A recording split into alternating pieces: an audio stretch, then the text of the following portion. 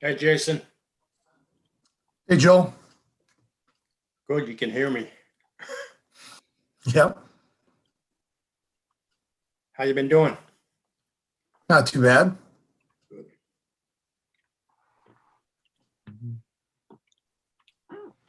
Hey, Jason. Hey, Joe. Yeah. Good, you can hear me. Yeah, I know. I'm gonna turn up my hearing aids right now. How you been doing? Good. Not too bad.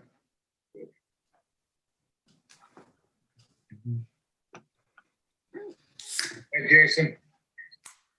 Hey, Joe. Yeah. Good, you can hear me. Yeah, I know. I'm gonna turn up my hearing aids right now. Here we go. How you been doing? We're Good. getting Not too weird bad. repeat. Yeah, it's happening again. I don't remember what we did last time. Hey, Jason. Hey, Joe. Yeah. Good, you can hear me. Yeah, I know. I'm gonna turn up my hearing aids right now. Here we go.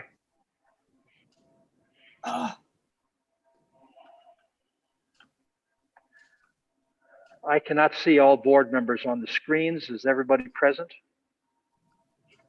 Tina, can you see them all? No, I can't. I just also want to note Garion's suggestion that everyone needs to turn off the volume on the YouTube page if you're on it simultaneously. Oh, is that what's happening? Okay. I cannot see all board members on the screens. Is everybody present? Tina, can you see them all? No, I can't. I just also want to note Garion's suggestion that everyone needs to turn off the volume on the YouTube page if you're on it. I have Mark, Lauren, Steve, Angela, I cannot see all board and members. I don't see Linnea in the list. I do not see Linnea either. Yeah, it's me. She's missing in action. Note Garion's I don't suggestion that everyone needs to turn off the volume on the YouTube page if you're on it. see it's happening at the same time. I have Mark, Lauren. Oh, jeez. What's going on now? Now I just went to the Okay, last I'm still video. on the 1026 meeting. Yep, I see that one too. Do you want to come down to my office and see if you can help me figure this out?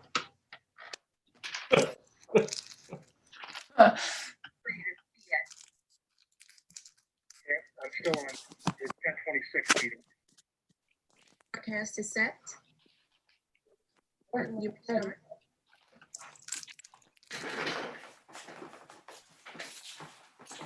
I wonder if she got the second email. Evelyn, can you send the most recent email to Linnea, please? Queuing her to the proper login.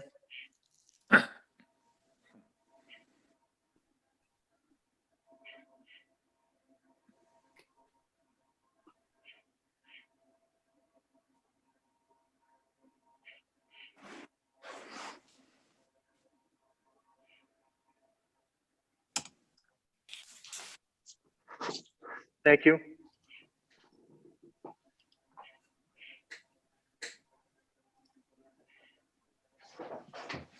Lauren, are you hearing noise with mine not muted this time?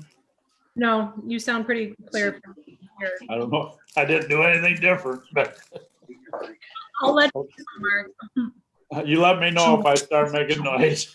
I will. What do you want me to do?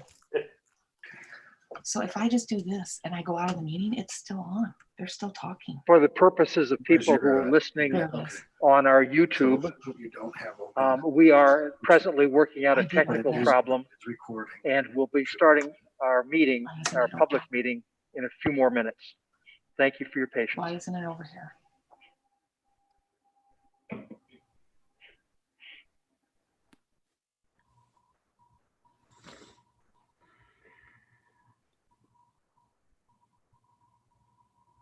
Thank you, Mr. Moore, for telling us there's no echo right now.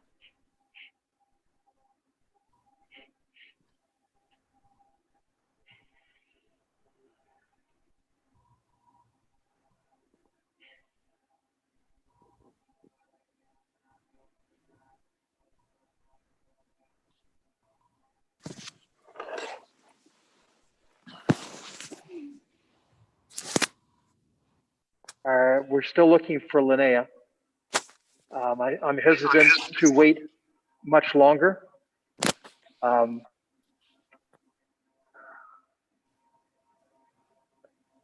Mrs. Eckhart, do you have a phone number for her? We could try her phone and talk her through the process for joining this meeting. Mrs. Van Meer, are you ready I'm to calling begin the her meeting? right now. I'm calling her right Okay. now.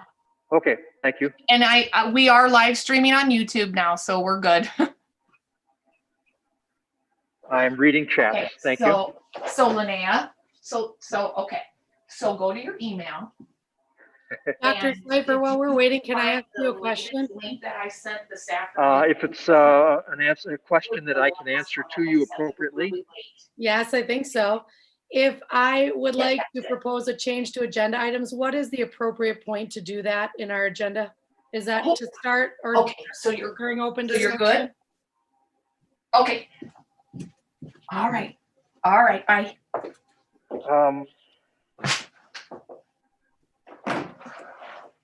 I'm pausing to think on that. Okay. We've already technically called the meeting to order. That means that the agenda is already rolling. You're asking the question, can you amend an agenda item that has been duly posted? And I'm going to give you my head a shake. I think that what you should do is at the time of that discussion, when the agenda comes up, pose your question as to what it is that you are wanting to do, and let us see how we can work it under the current agenda.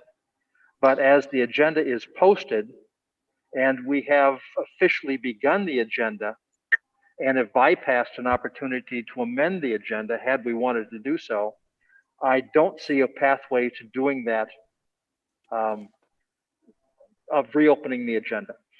I know that we have done that before, as we have already been in motion of the agenda. We have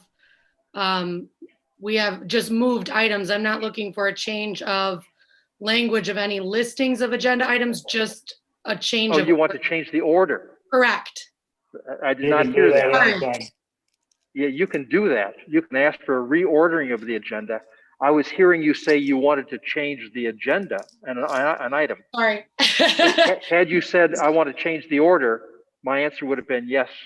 Make a recommendation. We'll ask for board approval of the reordering. And with approval, we can address the reordered agenda.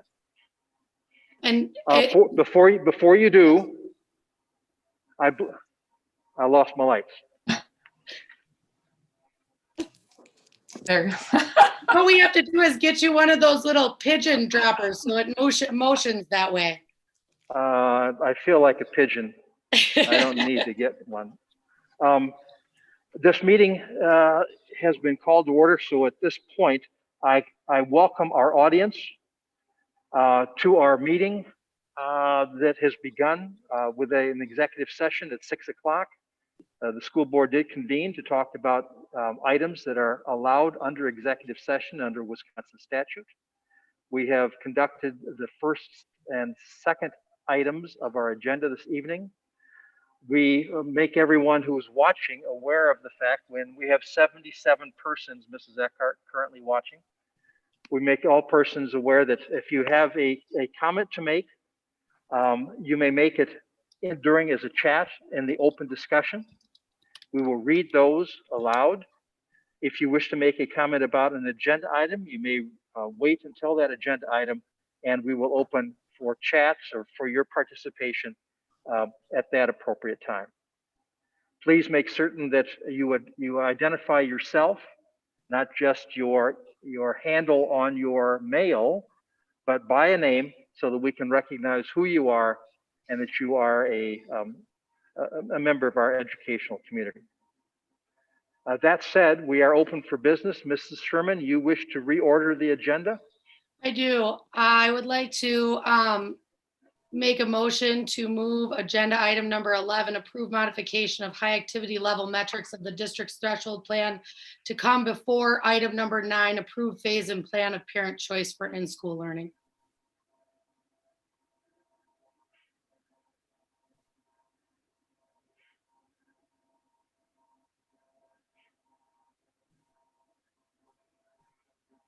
Is there as Mrs. Sherman has phrased that in terms of a motion to change the order of the agenda, is there a second for that motion? Second. We have a second by Mr. Helm, a motion by Mrs. Sherman, a second by a motion by Mrs. Sherman, a second by Mr. Helm to move item number 11, modification of the high activity level metrics of the district's threshold plan, in front of item number 9, approved phase-in plan for parent choice for in-school learning. Any discussion of board members on this reordering? I'd just like to say the reason I'm making this request is I think that throughout all of our discussions of COVID, the biggest area where this board disagrees is on the activity level metrics that are used to guide our threshold plan. I think it benefits us to discuss those items first and come to the understanding of where we are looking to go as we talk about making changes to the threshold and potentially the metrics used to determine that threshold. And I think we ought to have that discussion first before we decide on the points that fit after that, so that we're all clear on what those points are that we're making decisions on. I would say to you, Mrs. Sherman, that the agenda was ordered almost in reverse logic.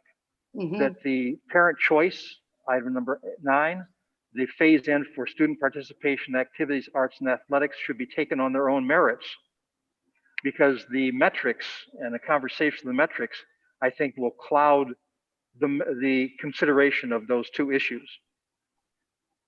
We'll want to get into the numbers, and then that will abate our understanding of what it is we want to accomplish. I agree. That's why I would like the move. I just gave you a reason why it should be the same as it's posted. Okay, I guess I didn't about exactly right, but the discussion of the metrics should follow approval of the phase in for student learning and the phase in for activities, arts and athletics. Any of the board members have a comment or a question on this motion? I would just ask what you think would cloud the discussion of items 9 and 10 by discussing the metrics by which we would consider allowing it. I know that you've participated in all of the prior conversations and all the mails. And if that won't answer your question, I don't know that I can.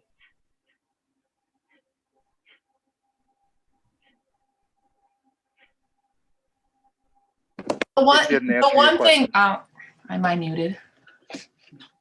Am I muted? no, you're not. The one thing, sorry.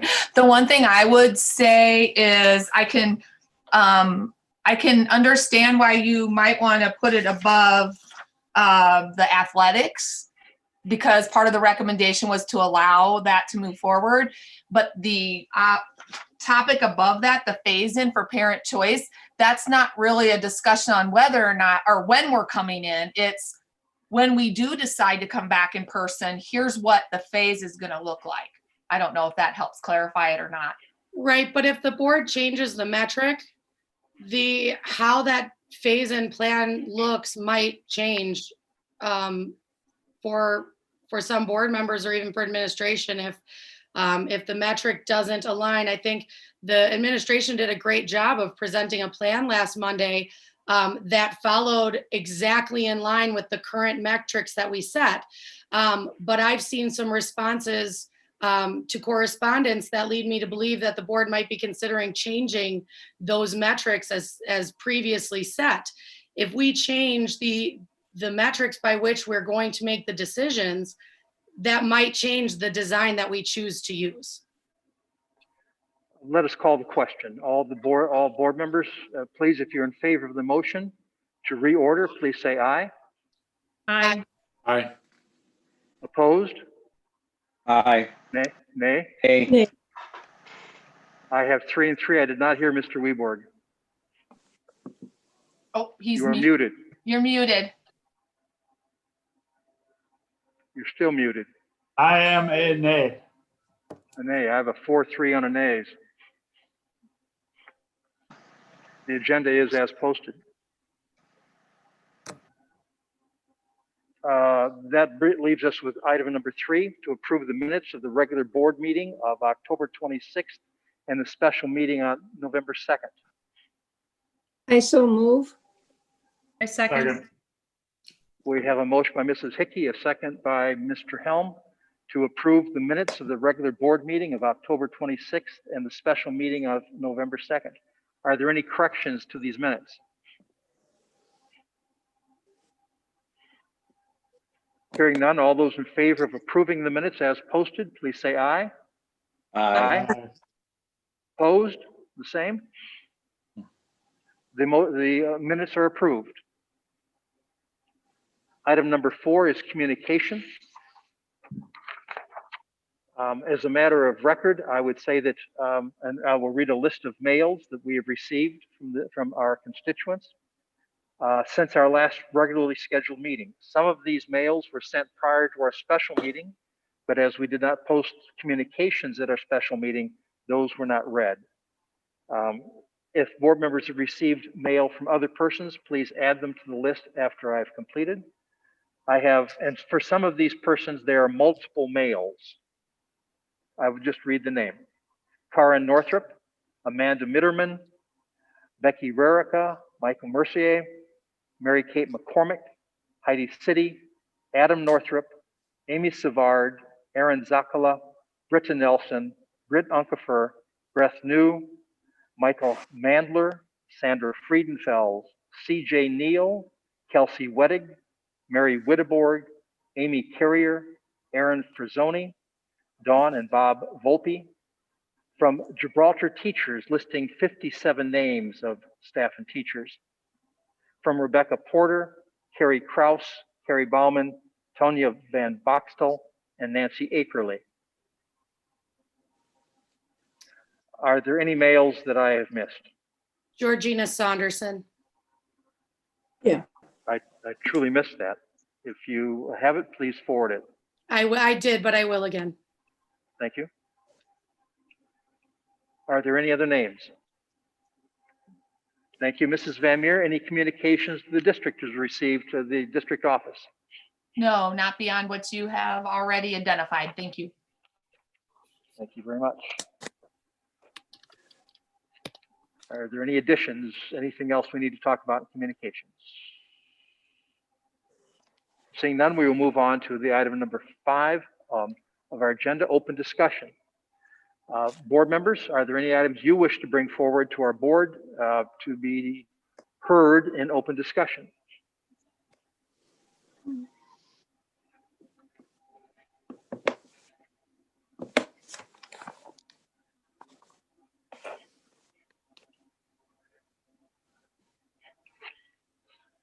Hearing none, we will turn to chats. If there are any persons who wish to communicate with the board through our chat line, please do so at this time, and I will read name and chat.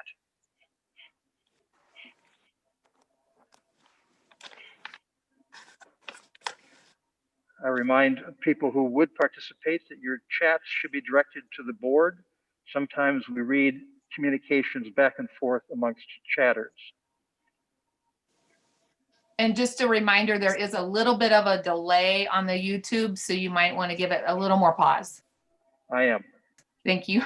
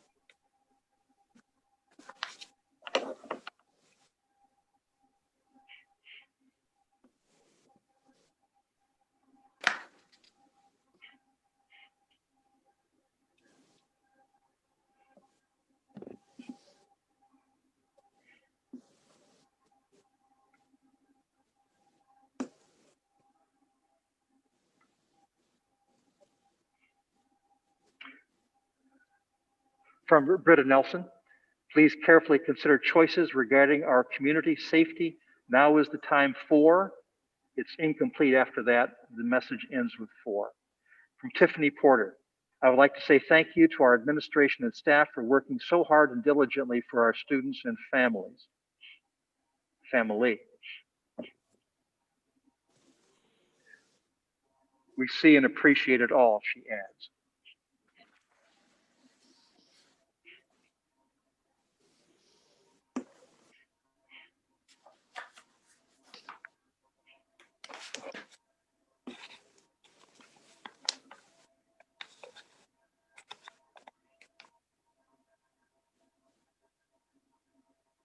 Let us move to our next agenda item, number 6 on our agenda.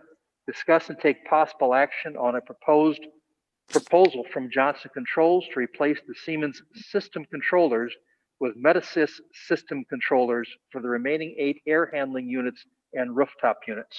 Thank you. Yes, I have Jason Chase here from Johnson Controls and Joe Korn here. They are ready to present this proposal to the board for your consideration. So I will hand it over to Jason and Joe if you want to talk about your proposal. And do you need a shared screen, Jason? Will you be presenting anything? I can present the proposal. Would the board like to see that? The board does have it in their packet. So does the board still need to see it on the screen, or are you comfortable with it? And it is in the board packet for the public as well.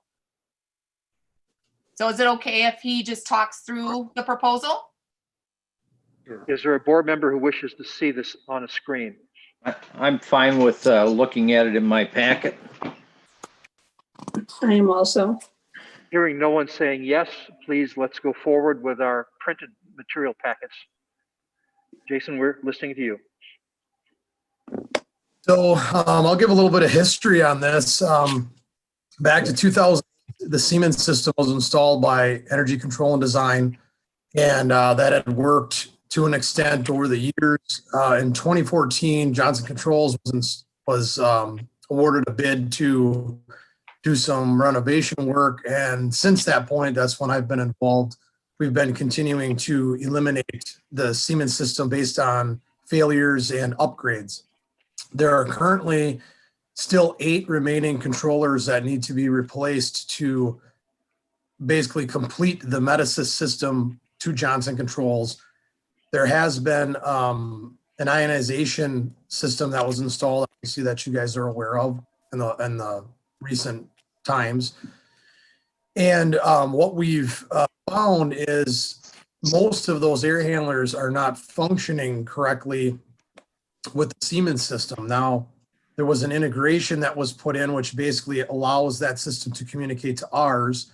That seems to be functioning, but the controllers themselves, due to age, have been failing so many per year, but we're now very close to finalizing getting everything out of there with the Siemens system that just due to it not functioning. I believe at this point, there is only one that is functioning out of the 8 at this moment. And we would obviously like to get function with the ionization system that was added recently. So there were some other issues with some of the power up there, can be off and on at times. And that's another reason that there has been issues, because those controllers will lose their program with the Siemens system. So based on that, we have the proposal that you guys see to replace those 8 controllers. We will also take out the integration that was added in 2014. And then that system will then, at that point, be fully Johnson Controls. There will not be any more issues with downtime of air handlers not functioning, temperature issues in those areas of the school. As far as I know, to my knowledge, everything that's been replaced to this point has been working to date. Really, that's all I have to present, since you have the copy. I don't know if I need to go over costs at all. You can see that. And I don't know if Korn may want to also add some information based on him being a end user.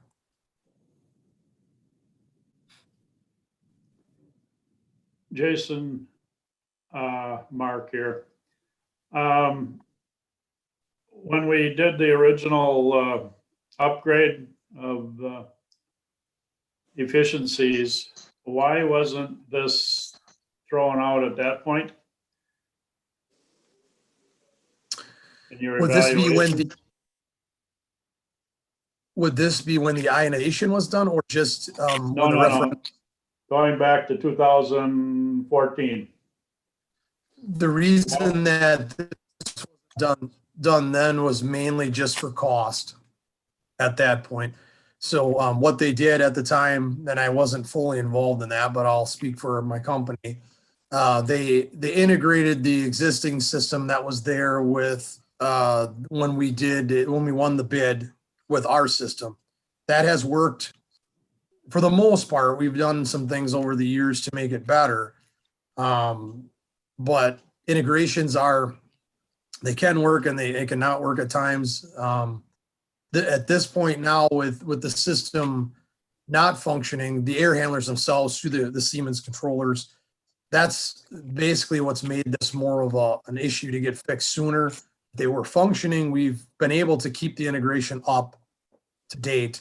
It's just that those controllers are physically not functioning to run the air handlers like they're supposed to be. That's the main reason. But to answer your question, I believe it was just cost. If you don't have to replace, let's say at the point 3/4 of the system and 1/4 of what was ours at the time, there's obviously a savings to the district to do that at the time. That's really the only reason I can see to not do it then.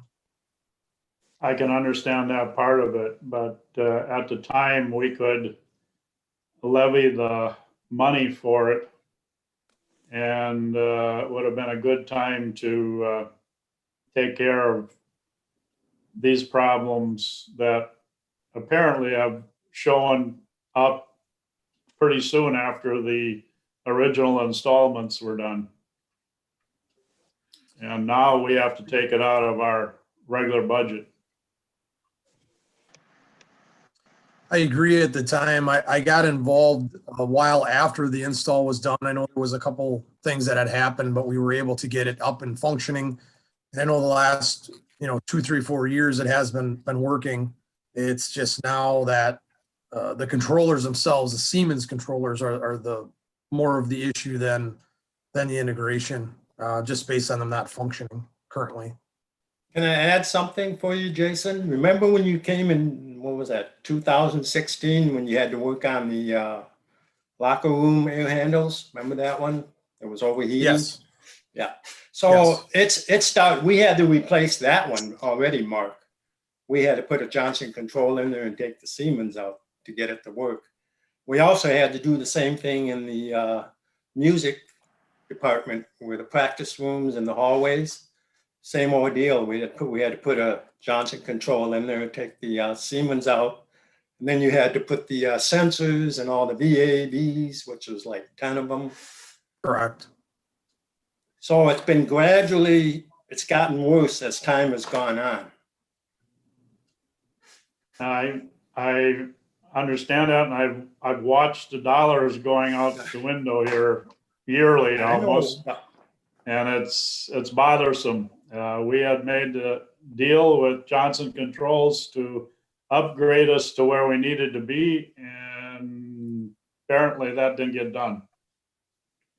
And I know that Jason wasn't there at the time when we made that deal, but I have the original paperwork and it does talk about, that we wouldn't lose our investment in the Siemens if we did this. They told us that this would work, that the integration would work, and that it would help Joe have consistent method to view and interact in real-time information, alarms, schedules, and histories. I can say, we've struggled with that all along, and we've been talking to Johnson's Controls since the very beginning, right, Joe? I mean, this has nothing to do with Jason, but I'm just telling you the history. But we're at a place now where I think I completely understand the frustration of our board on this issue, because I'm frustrated as well.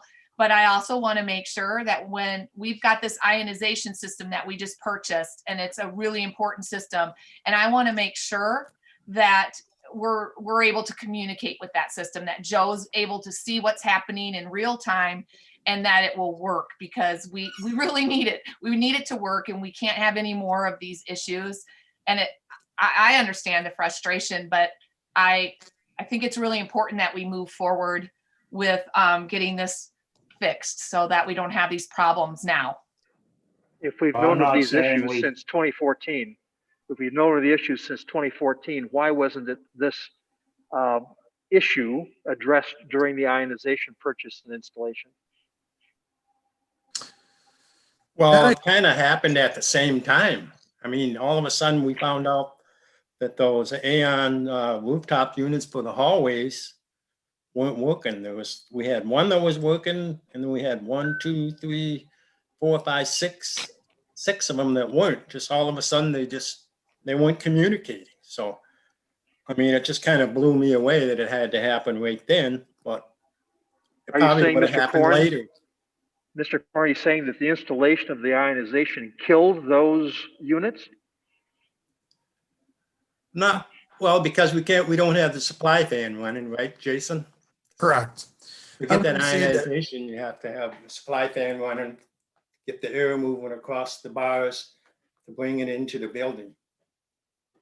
Correct. I wouldn't say that installation affected those. I know they've been slowly, as Joe has talked about, the weight room, the music room VAVs and things throughout the years we've replaced based on failures. And it's just to the point now where, I mean, there is one functioning. I mean, I will say that. The others are not. It's just that to leave the one there versus replace 7, you're so close already for a small amount, you just get it all done and out of there. I guess to answer the question back to 2014, it's been an ongoing, control systems over time will age, obviously, and they will have failures. It happens. Our systems do too. Generally, if you maintain them, they will hold up. I'm not going to say the Siemens system's any worse than ours by any means, but just based on age and time from 2008 to now, there has been failures throughout from 2014 to now since we've been involved. This is just the last piece based on the ionization being installed and most of the units not functioning at this point. This will correct that. As far as, in the past, there's just been, additions have been added to the system / repairs to the system. When it was cut over, everything did function. As far as we had to do a little bit of things back, around 2015-ish to get the integration fully working, which I got involved with, and were able to do that. And since then, it has been functioning, that part. Just the controls themselves over time now with the Siemens system are beginning to fail. I'm not insinuating that we not get this taken care of at all. I would just appreciate if Johnson Controls could take some responsibility on this and give us some goodwill money. That's a good question. That's above, what I can say in this meeting, I guess, based on not having higher power as a manager, so to speak. There, I did do the best I could with the proposal.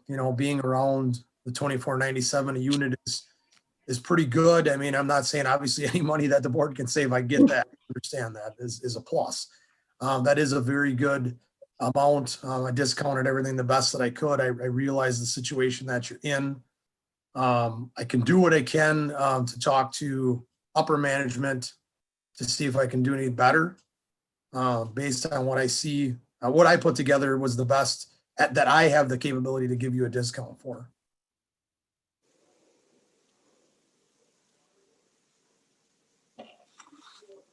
How would you like to proceed, Steve?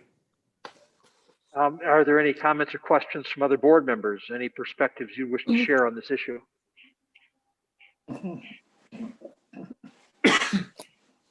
I would like to see Jason go back and see what he can do with his management to lower that cost.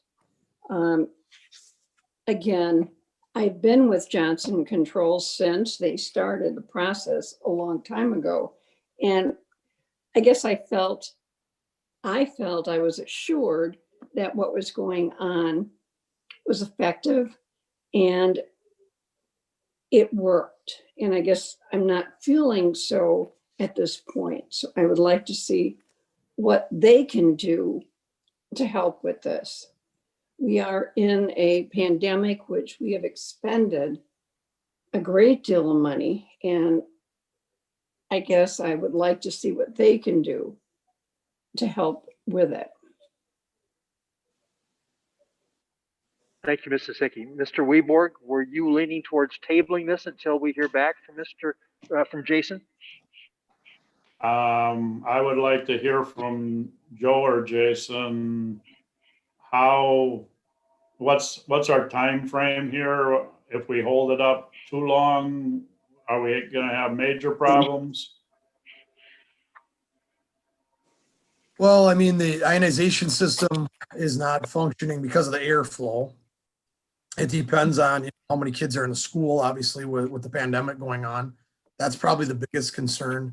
Airflow itself to, keep, the comfort for whoever's in the school, I guess, would be at the time, would be the other piece that is at play for that area. I mean, we're willing to do whatever we have to do to work with the district to make this work. Jason, how long will it take to install these 8 new controllers?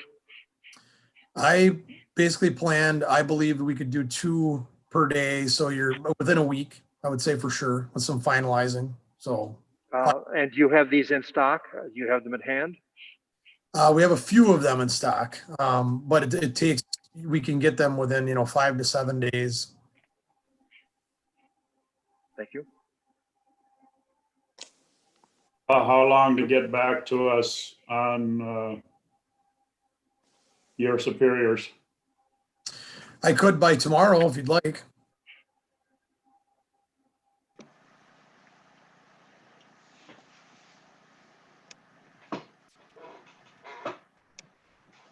I would be in favor of tabling it and call a special meeting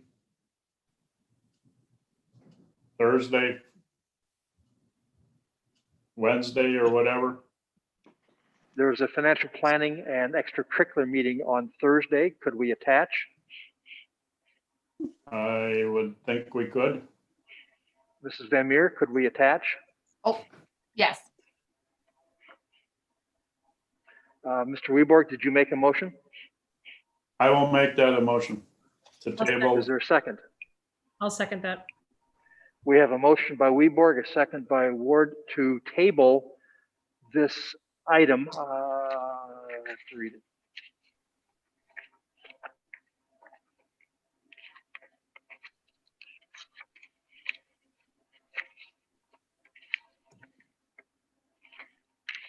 November.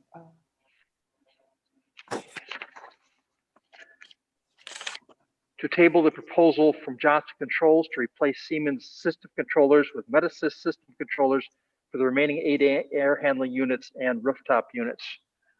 For this motion, we will ask for a roll call vote, alphabetically, please. Helm, aye. Hickey, aye. Piat, aye. Cipher, aye. Sherman, I. Ward, aye. Weaver, aye. The motion passes. This is tabled. We will attach a special meeting. We will post it appropriately tomorrow so that it is known that we are attaching a special meeting to our committee meetings on Thursday. Jason, we would appreciate, Mr. Chase, we'd appreciate hearing back from you tomorrow so that we can take this matter up again on Thursday. We appreciate the work that you've done in providing us a proposal.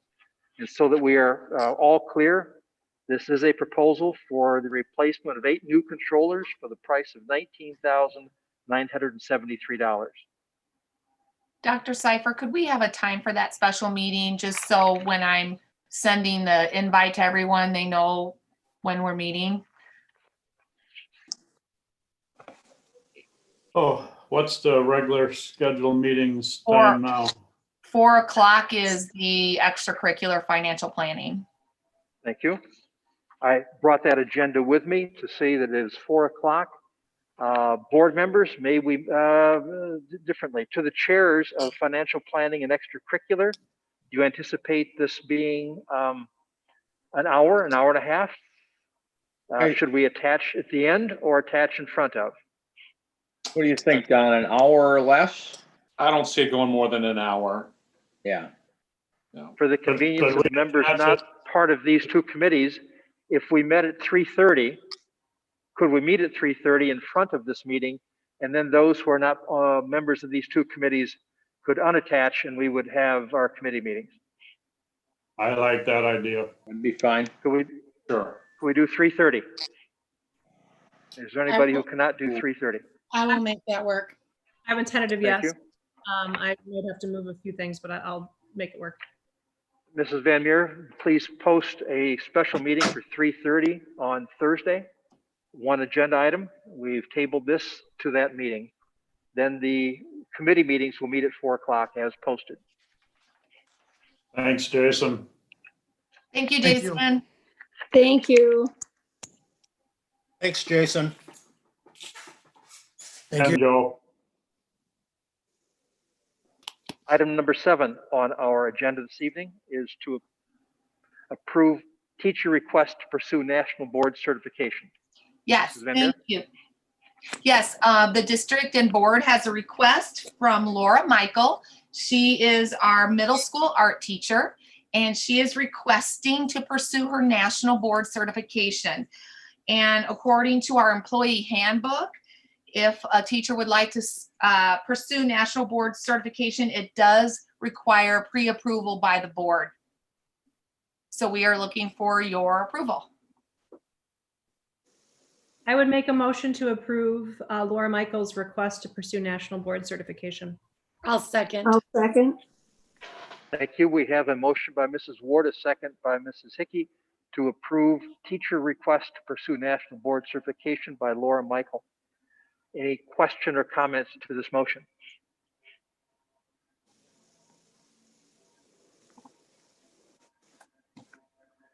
Hearing none, all those in favor of the motion, please say aye.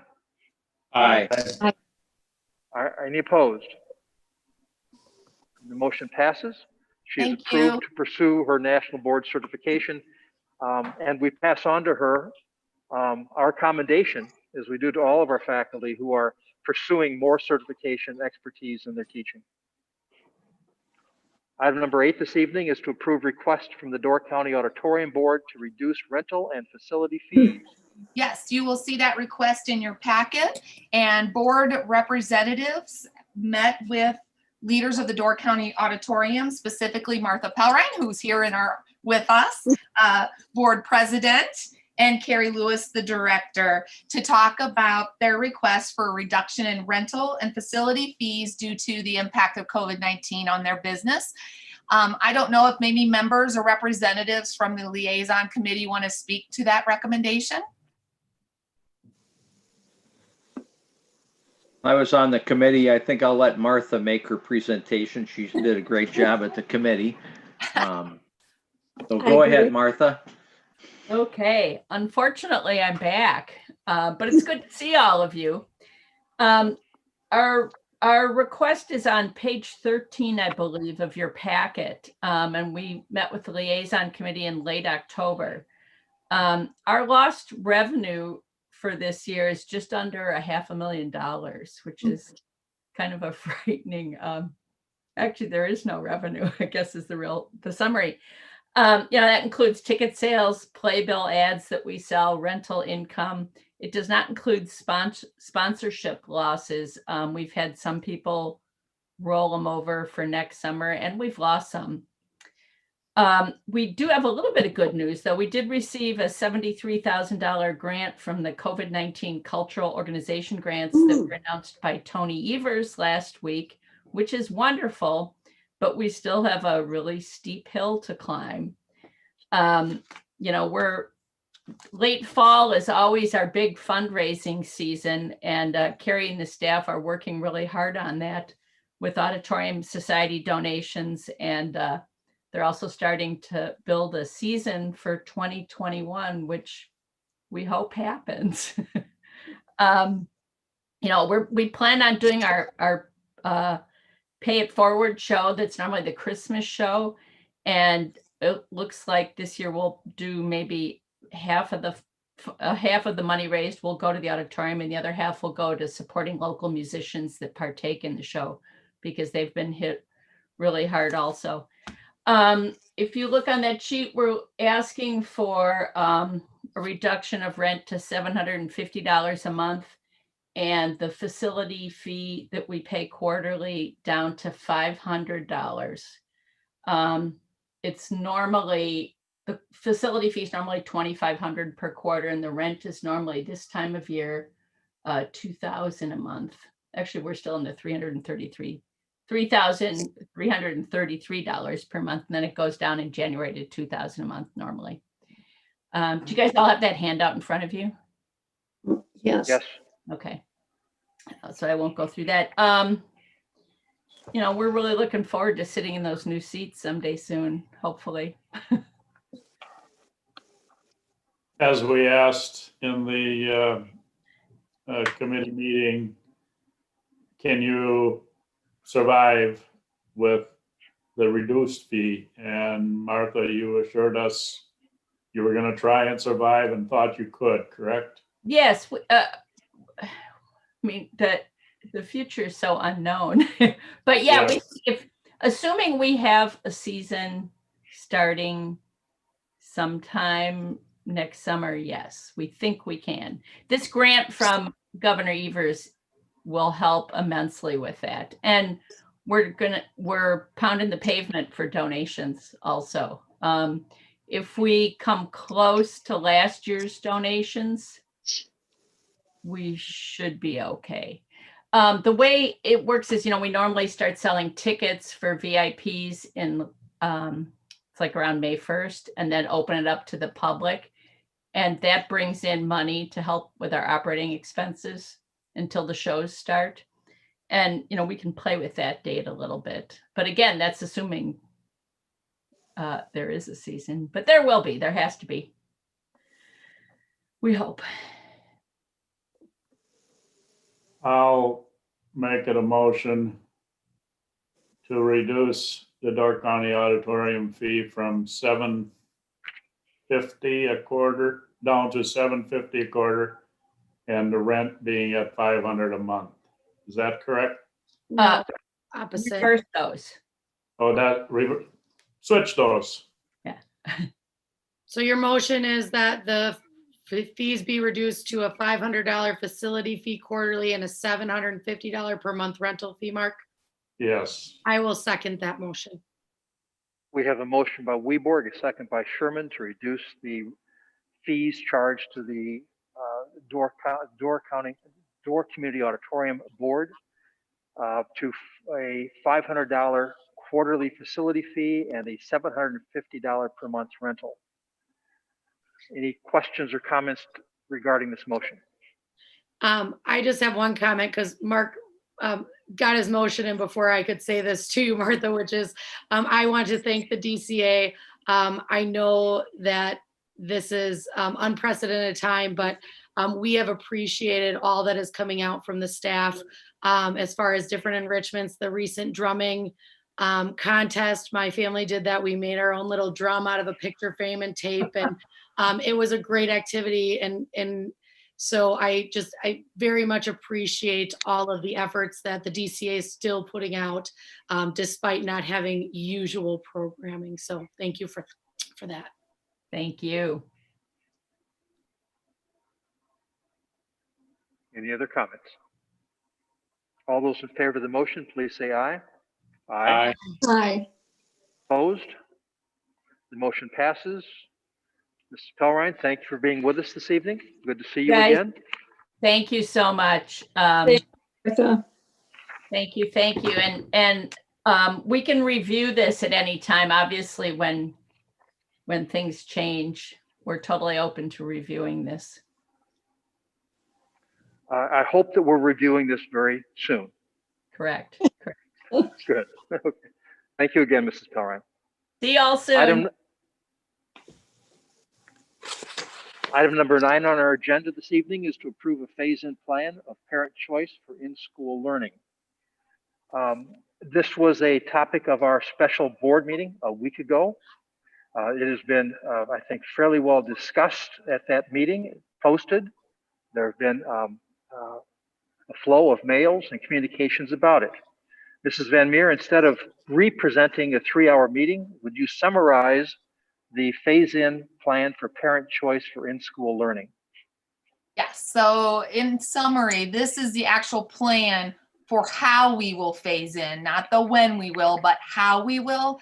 And we did make some corrections based on some feedback from our audience last week regarding middle school rotations from Monday, Wednesday, Friday to Wednesday, Thursday, Friday for grades 3 through 5 in the lower high burden level. And we've added the language of at-risk students to the notes for transition. So students that are struggling or at risk, we would also want to be making team decisions on who should be coming in on a more regular basis.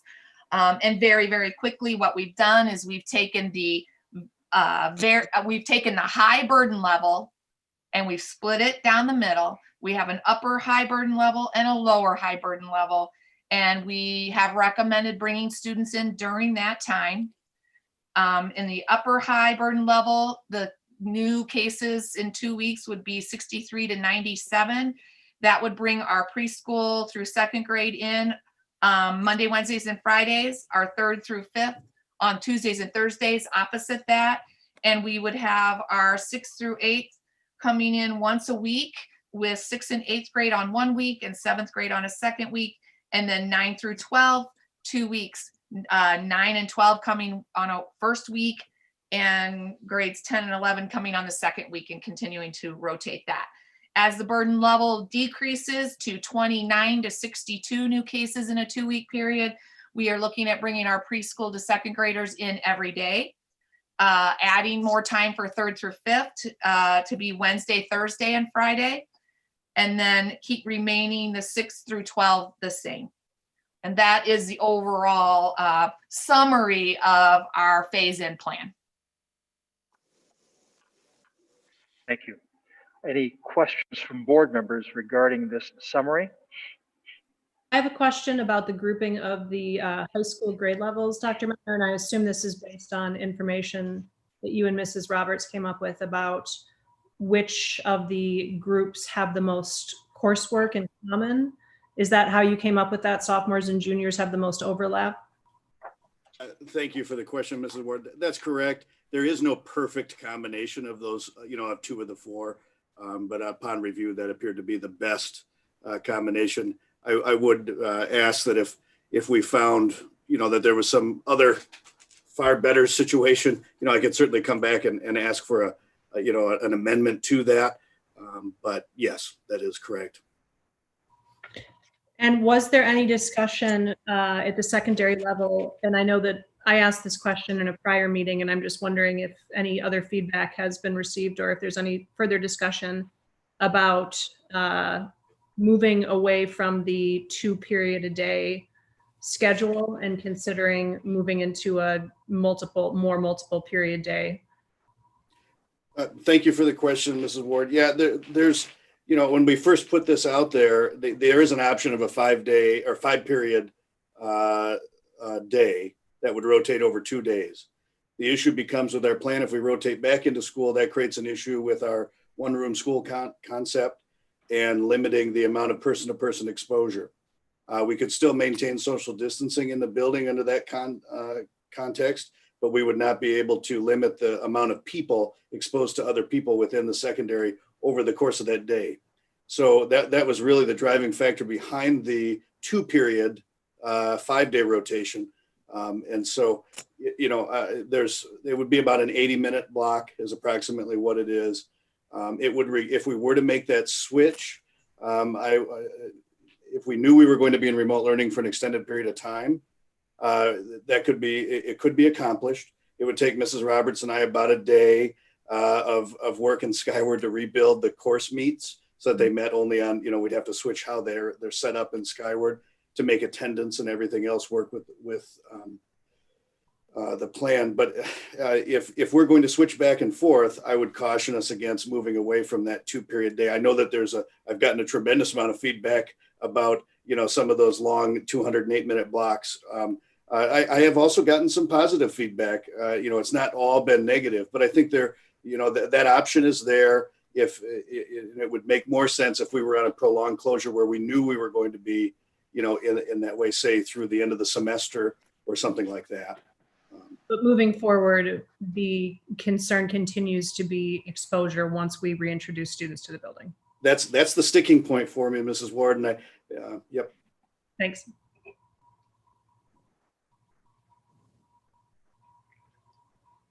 Any other board questions of Dr. Mettner or to this proposal for phasing children back into in-school learning? I'm also looking on the chat line to see if there's community parent comments.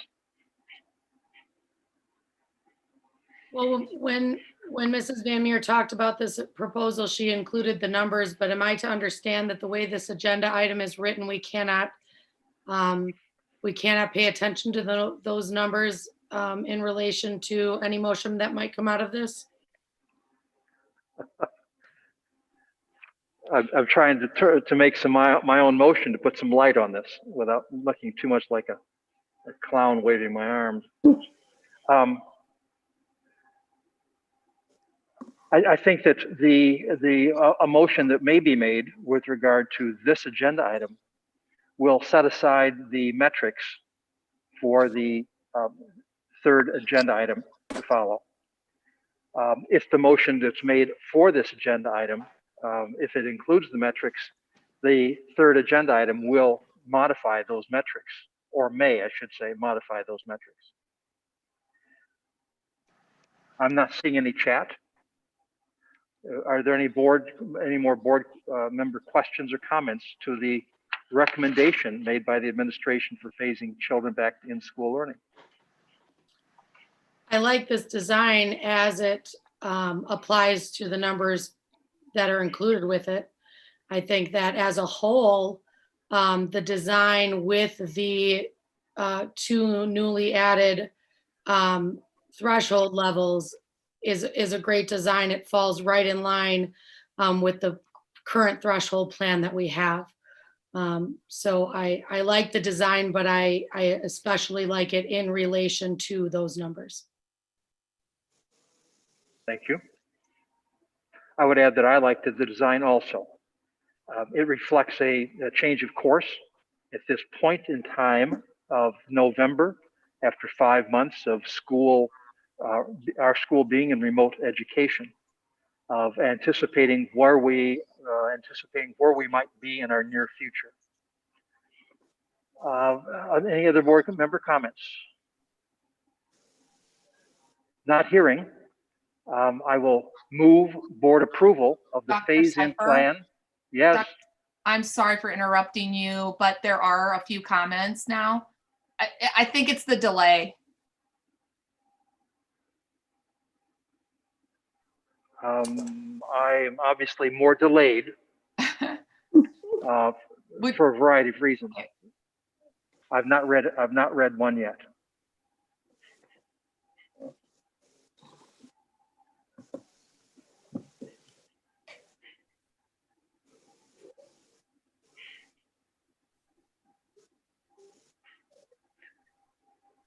In the absence of my reading them, Mrs. Van Meer, can you please? Yes, Cambria Miller, I'm sorry if I said that incorrect. Are these decisions of the phase-in plan based off of other schools' experience or medical professionals about the risk or lack of risks of transition between classes? Actually, our very first plan that we developed in the spring that we brought to the board that you can see in the pandemic handbook that's on our website actually included a 5 days, all students in. And the reason that we started that way and the reason we designed a plan that way was so our school building would be ready to bring in all students. And we really believe that that's what was going to happen. Obviously, the virus changed things as it continued to grow. But I have to say, the reason that we decided to bring in all kids 5 days a week was because we were able to socially distance every single desk, every single classroom, and be able to keep every kid in the building. And we had talked about bringing lunches into the classroom. We had talked about a one-room schoolhouse pod. These are all things that we talked about from the very beginning. The spread of the virus changed things, and we had to come up with a decision, a recommendation on whether or not we would be coming back to school. So we moved to that phase, and it became a threshold plan. But I don't want people to be confused on the difference between what the threshold plan was, which was how do we decide when to come back to school, and what our plan for in school was, which was bring all kids in all 5 days. Here's everything we've done in the building to prepare for that. So I would just recommend that people go back and look at the pandemic handbook on the website from the very beginning, so you can see what the plan actually was. And that was very similar to many schools across the state. So that plan was.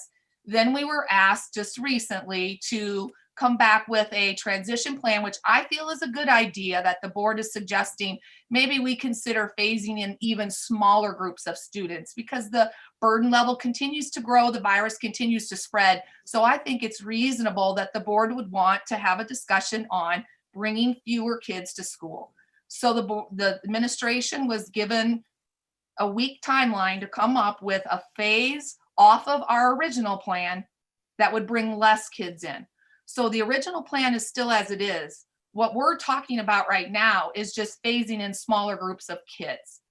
And yes, this follows some schools, parts of it are not following other schools in the area. So yes, they have hybrid models all over the state where you have some grade levels coming in more often than others. And where you have rotations of A days and B days. I will say that our plan, just to be clear, our plan is for all students to have learning every day of the week. It's just sometimes it will be in person and other times it will continue in remote learning. So the rotations that we're talking about does not mean our kids are not going to get synchronous learning. They're still going to maintain that synchronous learning because, as you remember, this plan also includes parent choice. So there may be some parents who choose to keep their children in virtual learning regardless of what we decide. And we want to make sure that that learning at home is continuous and synchronous to what's happening in the classroom with the rest of the students. And I probably rambled on more than you needed, but yes, this is somewhat based on other plans of other schools and somewhat based on child development. I think it's also important to note for anybody who's maybe doesn't have the packet in hand or the plan in hand, that the levels that we're at right now today, even if this plan gets approved and even if we have a discussion about the metrics, if the metrics that are in the plan are approved, we aren't going back to school next week. Our virus burden load is not there yet. So I think that's an important piece to remember as well.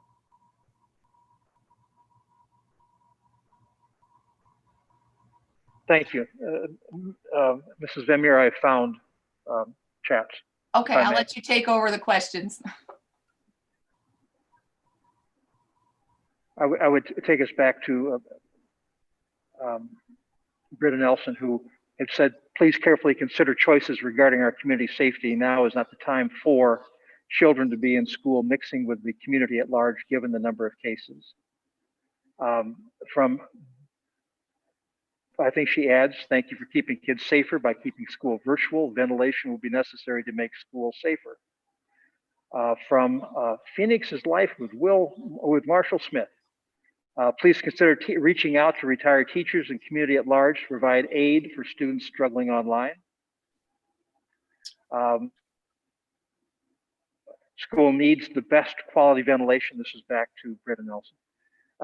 From Cambria again, no, I'm sorry, that is hers. Are these decisions based off of other schools' experience? And thank you for answering that, Mrs. Van Meer. At what point would you decide to go to 80-minute periods? Britt Unkefer asks. I think Dr. Metner has commented that we will wait and see. if we open as to how that scheduling might be best arranged. Cambria Miller asks again, Mrs. Van Meer, have there been any discussions with the other schools and medical professionals in Door County? Do we know what has worked or not worked at our local schools? Every Thursday I meet with the superintendents, not only in Door County, but in Kewaunee County. So I have weekly knowledge of what's going on in their schools, and I can tell you it is disruptive. I don't know how else to say it. You've got kids who are quarantining at some points, coming back. You've got grade levels coming in, going out. You have problems filling staffing because staffing is getting the virus. And so they can't find enough subs or enough people to cover. There are principals teaching in classes. That's the one I just heard last week. There are superintendents driving buses. So it's a challenge. It is a challenge. You're asking me what have they found that's worked? They have found that bringing students in smaller groups has allowed them to stay open for longer periods of time. And that's about what I know right now. And yes, we have a weekly Door County Medical Center, Public Health Department, and Door County Superintendent meeting as well that talks about all of this. And that's a lot of what our basic plan was built upon early on. And I have had some recent conversation over email with Sue Powers. So if you're asking me if there's been communication, yes. If you're asking me if our plan is designed exactly like another school in Door County, no. If you're asking me, do I know that other schools are having challenges? Yes, they are. And I just listed some of them. And I would also say that I would see a pattern of positive happening in phasing back students, but I want to make sure that my students are getting instruction every single day, whether it's virtual or remote. I'm not looking to say they're coming back 2 times or 3 times a week, and the other 2 days they're just doing packets of homework or anything like that. And I will also say something that we're doing that I think I haven't seen in other schools, but maybe they are, I haven't heard them say it, is our backpack program. And I think that supports in classroom instruction for our students who are at home even more so than not having that at all. So I think that's an added benefit and support to our students. Thank you. I believe that you've answered Becky Rariker's question. Are you consulting with medical professionals and other schools who are open? You've answered that. Tiffany Porter writes, I appreciate that we're doing what is best for our school, not what other schools are doing. Phoenix's Life announces that Oshkosh announced they're closed to in-person until January.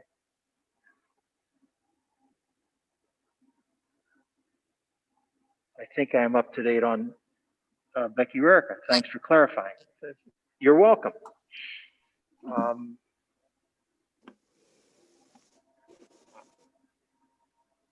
Pausing to see if there's a last chat that comes forward.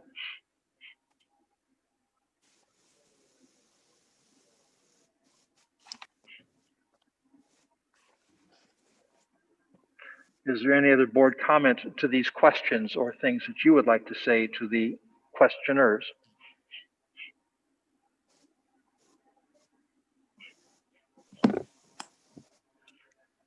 In that silence, then I move board approval of the phase-in plan for parent choice for in-school learning as presented with modifications in the high-level metrics of the district's threshold plan to be determined in agenda item 11 of this meeting's agenda. So to Mrs. Sherman's question, I'm asking us to approve this phase-in plan, but not the metrics that were announced within the plan. Those will be discussed in the item number 11. I'll second that. Thank you. I have a motion by Cipher, second by Piat, to approve the phase-in plan of parent choice for in-school learning as presented with modifications in the high-level metrics to be determined in agenda item number 11. Any questions, issues on this motion? I'm really torn on approving a design without having the discussion of the numbers that accompany it. I understand.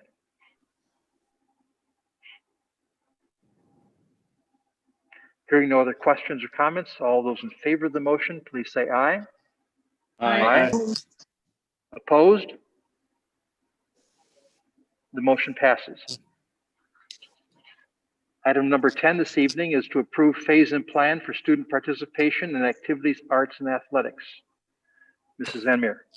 I am very respectfully going to turn that over to Dr. Mentner to just provide a very brief, just like I did, summary of the plan, please. Thank you, Mrs. Van Meer. Board members, and if you take a look at the materials that came out in the packet, I've included the Packerland Conference Matrix for competition. I think it's important to point out that the colors in the left-hand column of that Packerland Matrix are specific to our school, and then that would match up with an opposing school to see whether or not we play each other. I've also made some slight modifications to the table titled Sports that kind of merges middle and high school. There were very little similarities.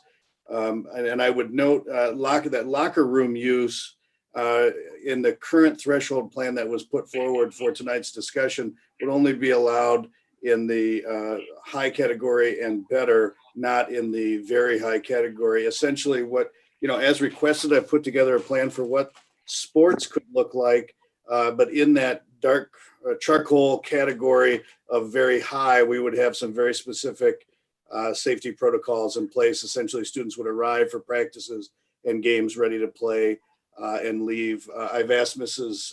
Tank to put together a schedule of practices that would include a 30-minute time period in between practices for cleaning, as well as students leaving and new students coming in, to minimize the possibility of intermingling of student athletes.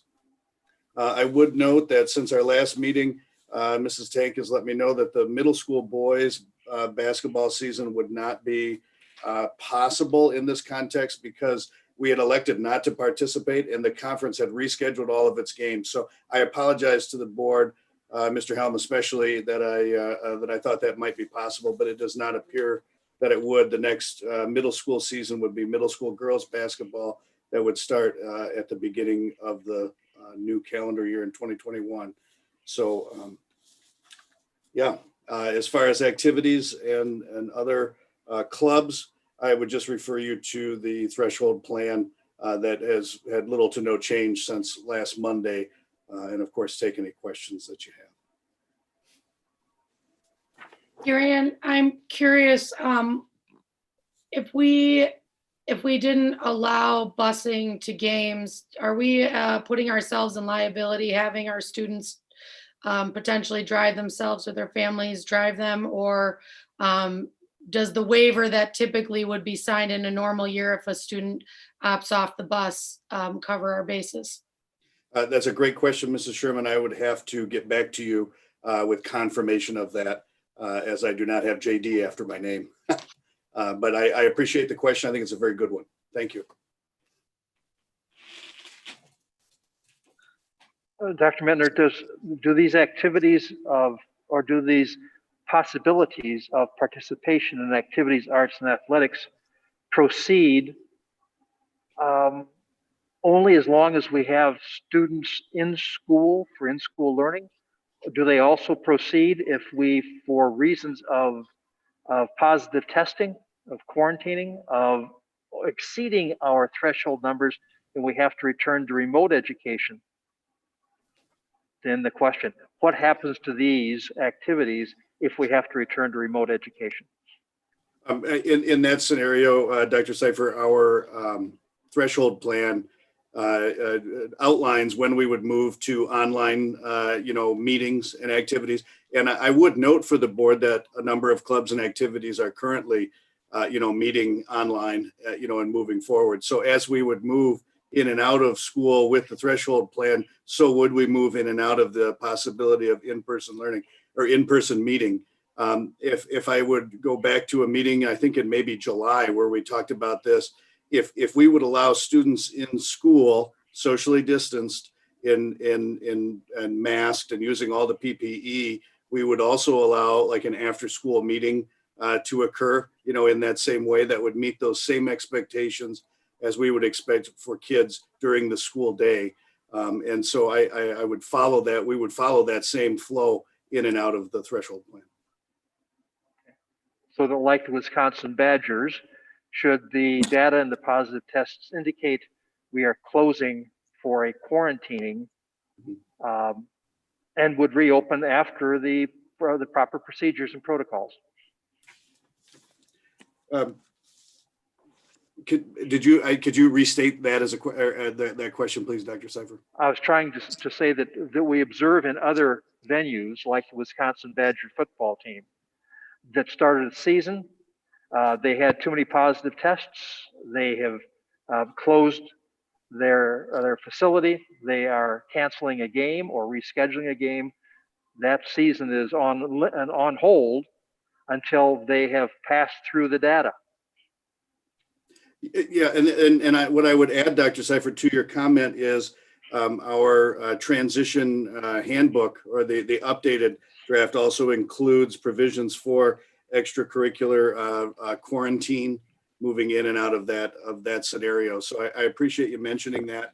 And the whole idea is to be responsive to the need for safety with any group that we bring in, whether it be the regular students in regular school or a sports team or an activity. So thank you for that. Gary, and correct me if I'm wrong, but I thought in your presentation, the winter sports, your recommendation was for the winter sports to go ahead, whether or not there was in-school learning or not, correct? So what I was bringing to the board was a proposal for what that would look like.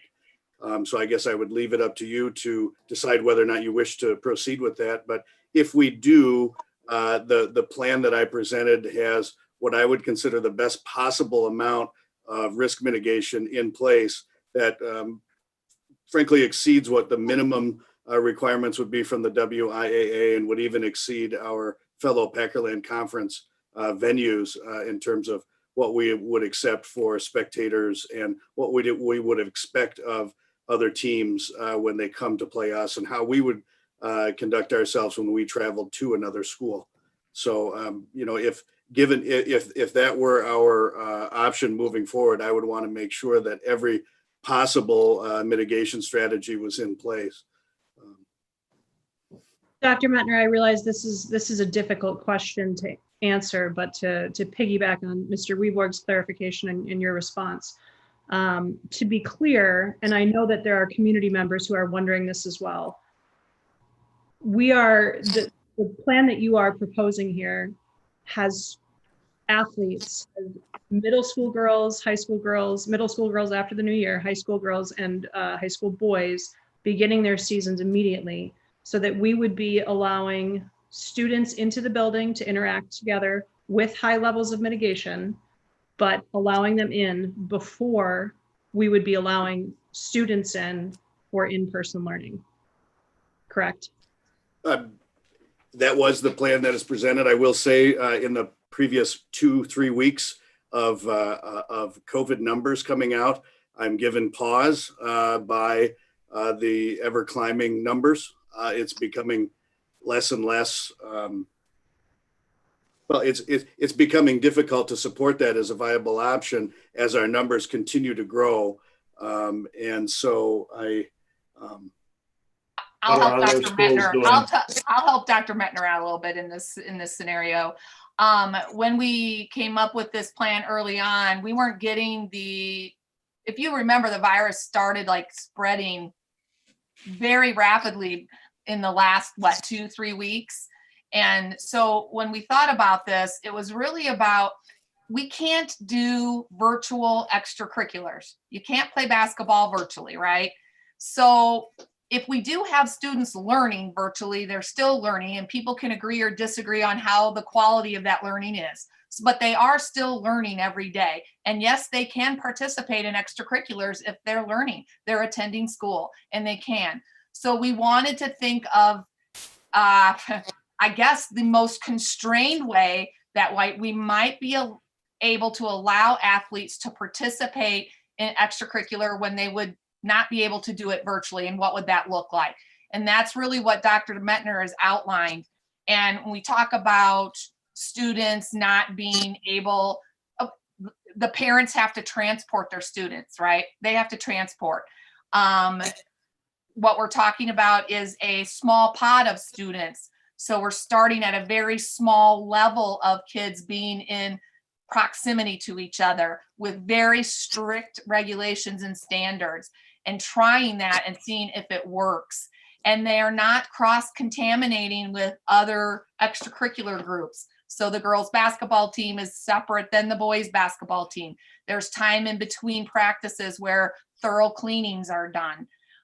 So literally, and the board can always choose to say no to this, but we felt like we needed to at least try to come up with a very limited, strict plan that allows our kids an opportunity for extracurriculars when they cannot participate in extracurriculars virtually, while we do have learning going on virtually. And people can agree or disagree, but I'm trying to explain the logic behind that recommendation. And Does that help?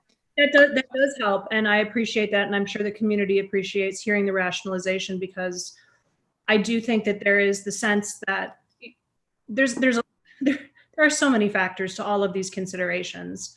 I understand what you're saying about small pods of students being in enclosed spaces and not mixing in the larger building. I understand that. I do think there is discussion to be had that yes, they might not be mixing with other students, but once we send them to compete in other districts, you know, that's a whole nother introduction of viral load potentially. But from a philosophical standpoint as a school, I think that it's an important question and an important discussion to have about, you know, what are we about? We have extracurriculars, we have co-curriculars. They're so important. They are so important, and basketball is one that you're right. You can't participate in a basketball competition the same way the Diversity Alliance Club can meet online, right, or you know, other groups can meet online.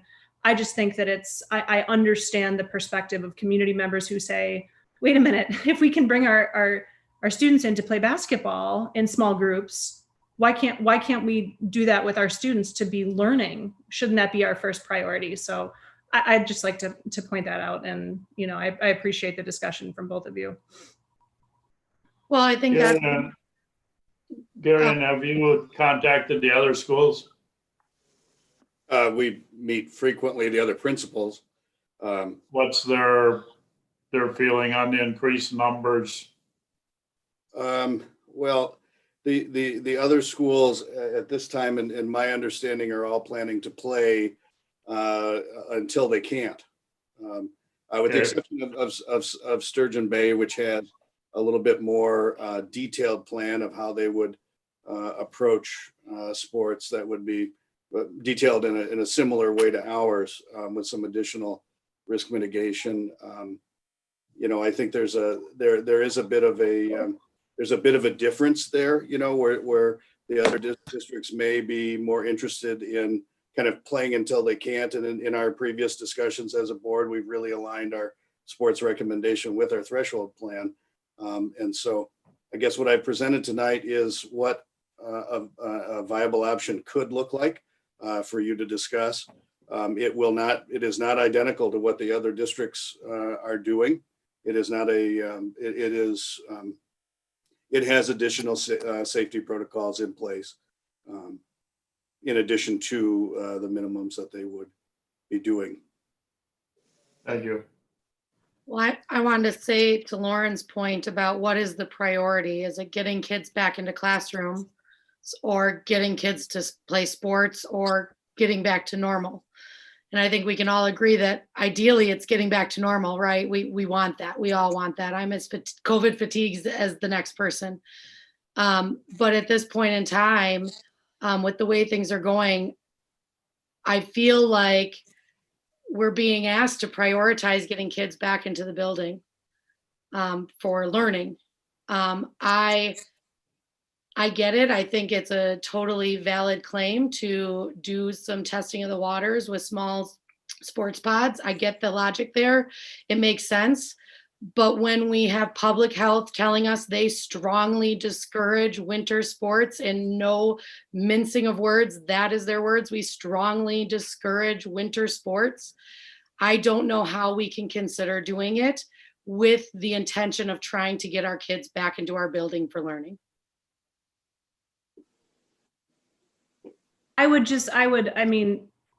hate to see opportunities to bring students back in to learn be marred by exposing students to other districts who have higher caseloads, or by, I think that's a decision that we have to make as a board, is that when we say, yes, let's go forward with winter sports, we're prioritizing that activity, not just by who's coming into the building, but also by saying that's an increased risk of exposure for those students and the families that they interact with and what have you.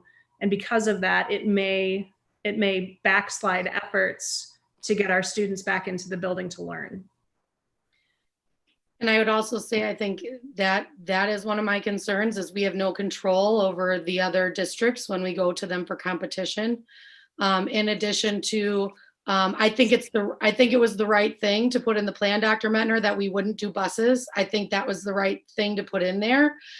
But I have concerns about sending people out in the winter months and snow and sleet and ice and all of those things, to be driving to and from locations as well. I think they're just, in order to make this safe-ish, there are other aspects that become not safe. And I just don't see how we can do that at this time. And I will say, when we talk about other schools, my understanding is Sturgeon Bay has a 3-tiered plan, where the first tier is all just within their school building. They can scrimmage each other and that's it. Then they have a second tier, which would be Door County schools. And then the third tier, which is their Packerland Conference. And those designations are all made by a vote of the board. And so at this time, they are in tier 1. And I have not heard that discussions are even at this time being considered for tier 2. I will share. We assume a lot of things. We had kids playing football with 17 other schools with very little problems.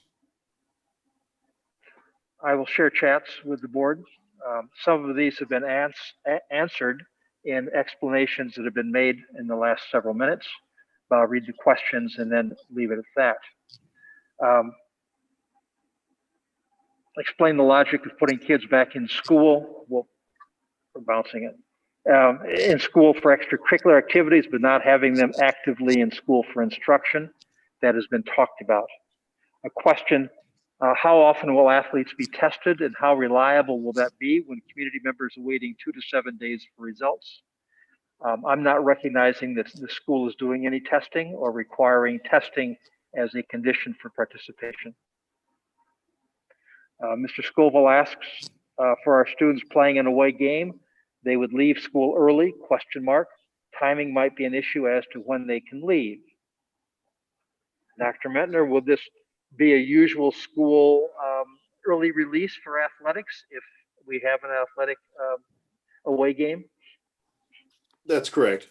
Yeah, I don't see how we couldn't. And we would have to estimate travel time in the same way we do in a normal school year. From Britta, I would agree.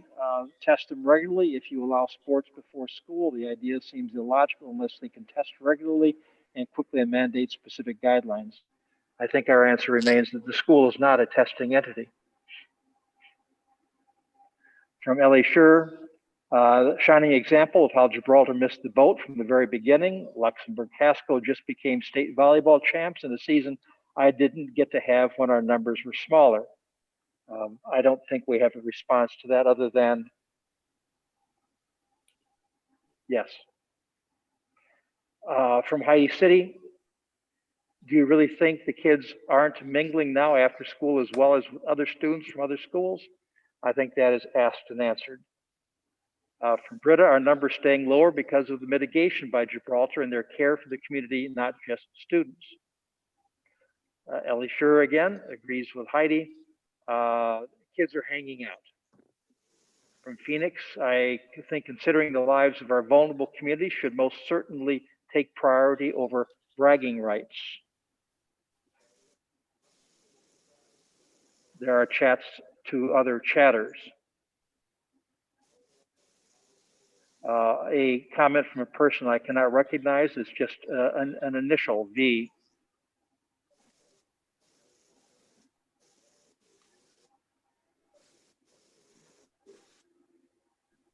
A comment that our vulnerable population 65 and over represents more than 30% of Door County residents according to the 2010 census, and we should be mindful of that.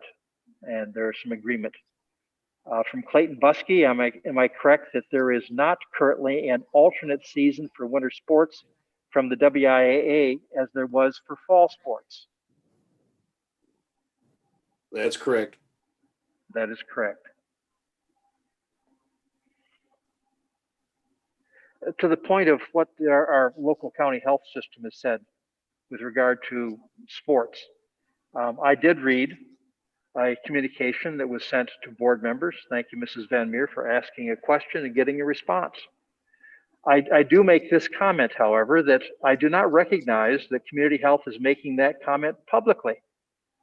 I do not recognize that they are publishing to our community at large or to other schools that they should desist from having winter sports seasons.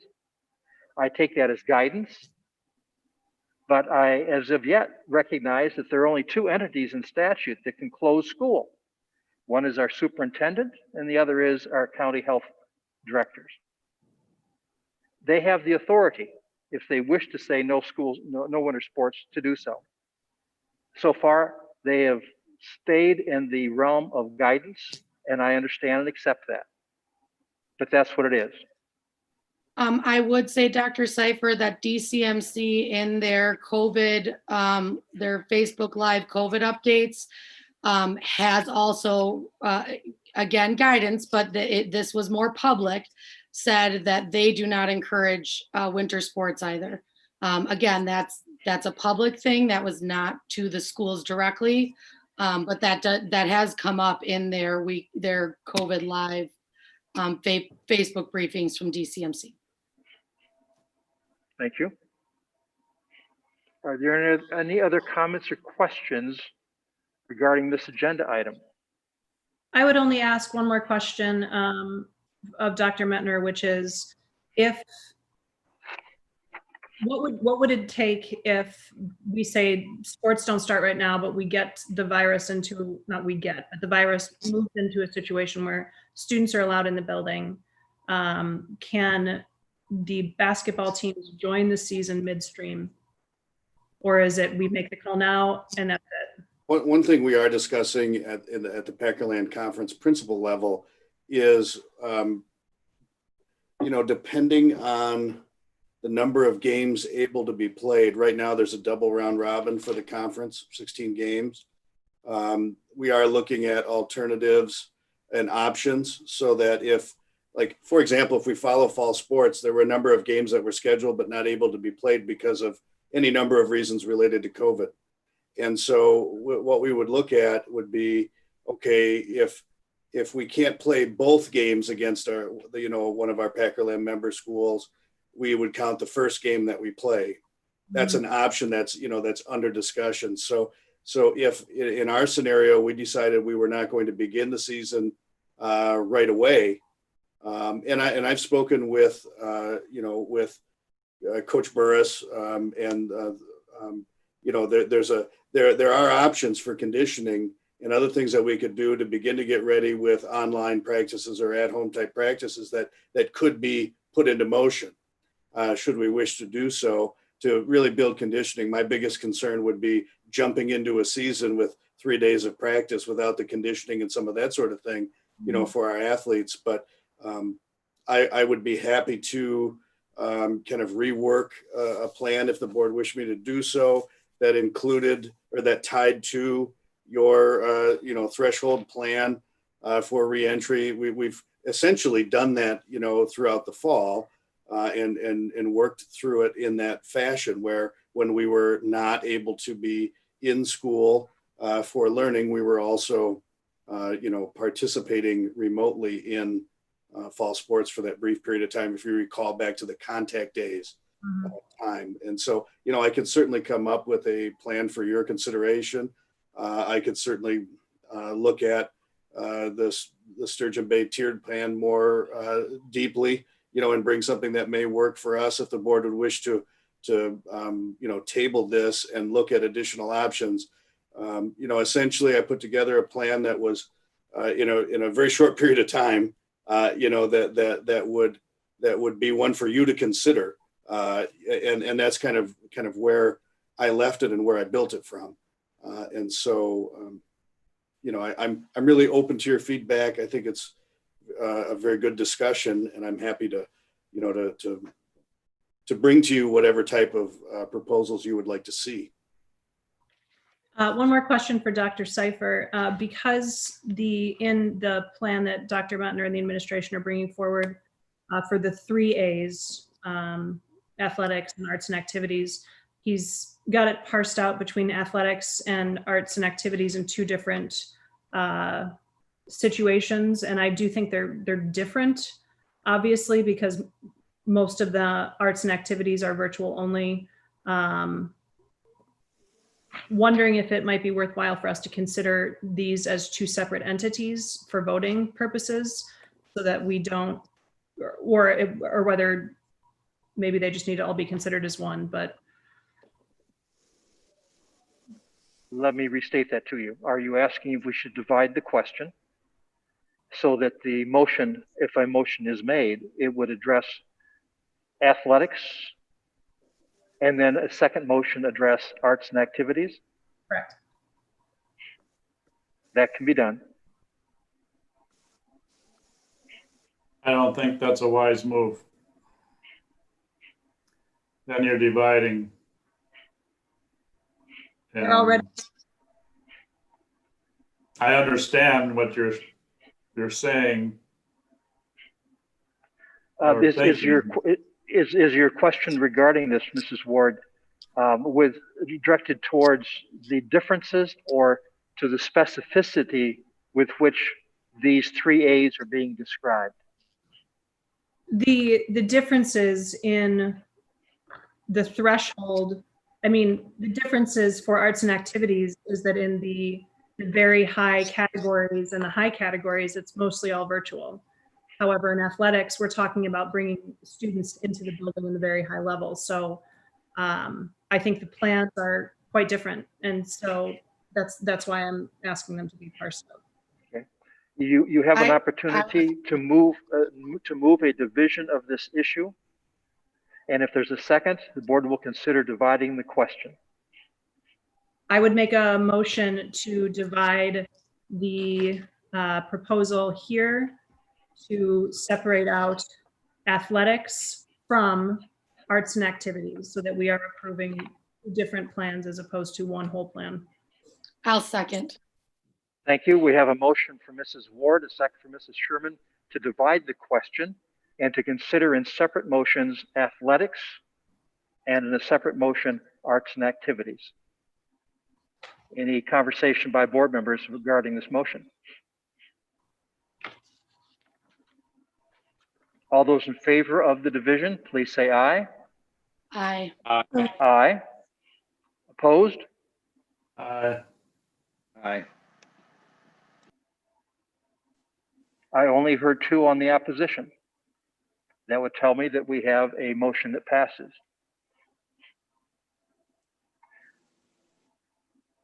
For that understanding, then, in order to move our board agenda forward, I move approval of the phase-in for student participation in athletics as presented. I'll second. We have a second by Mrs. Hickey. We have a motion by Seifer, a second by Mrs. Hickey to approve the phase-in plan for student participation in athletics as presented.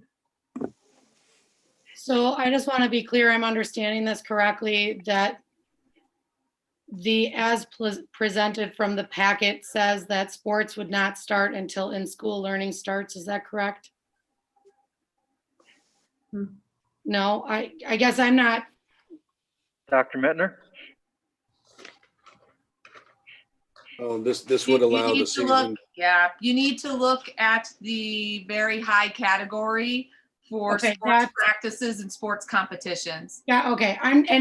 They're spanning so many pages. I'm trying to connect each. Sorry. No, I know. it's okay. But because, so the very high category is what I was looking at, where school, it's a very high pandemic with school open on a limited basis. And that is what we are currently, we were currently in before we've approved a design, but our current threshold right now where we are open with limited basis, correct? Is that? Yes, we Okay. are currently bringing in students very one-to-one for testing. Got it. Okay, sorry, I couldn't connect all the pieces right.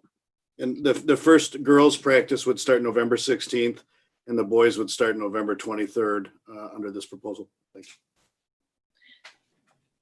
I don't understand how we can prioritize this over getting students back into our building for learning.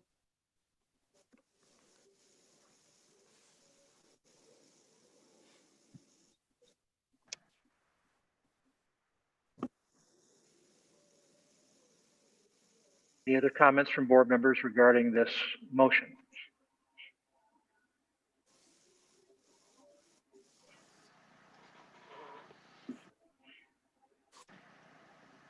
Hearing none, all board members in favor of the motion, please say aye. Aye. Opposed? Nay. Okay. I correctly heard 2 nays. Three. Three nays. The motion passes 4-3. As a divided question, then I move board approval of the phase-in for student participation in activities and arts. I'll second that. We have a motion by Cipher and a second by Ward to approve the phase-in plan for student participation in activities and arts. Any comments, questions to the motion from board members? I guess I don't understand how extracurricular clubs can only meet with administrative approval, but we can allow sports to happen. None of this makes sense. We're not going to allow our clubs and activities to meet in person, but we're going to allow our sports teams to meet on a regular basis. I don't know. I guess This doesn't answer your concerns. But I will tell you the reason we put administrator approval is because there's so many different scenarios based on the clubs and activities that we didn't think the board wanted us to bring every single scenario to you for your approval. So we just needed a little bit of flexibility to use administrative discretion in making some of these decisions. I understand. I know that doesn't answer what you're talking about, but I wanted to clarify. But I appreciate that. I appreciate that you will be looking at them and making sure that they are heavily scrutinized.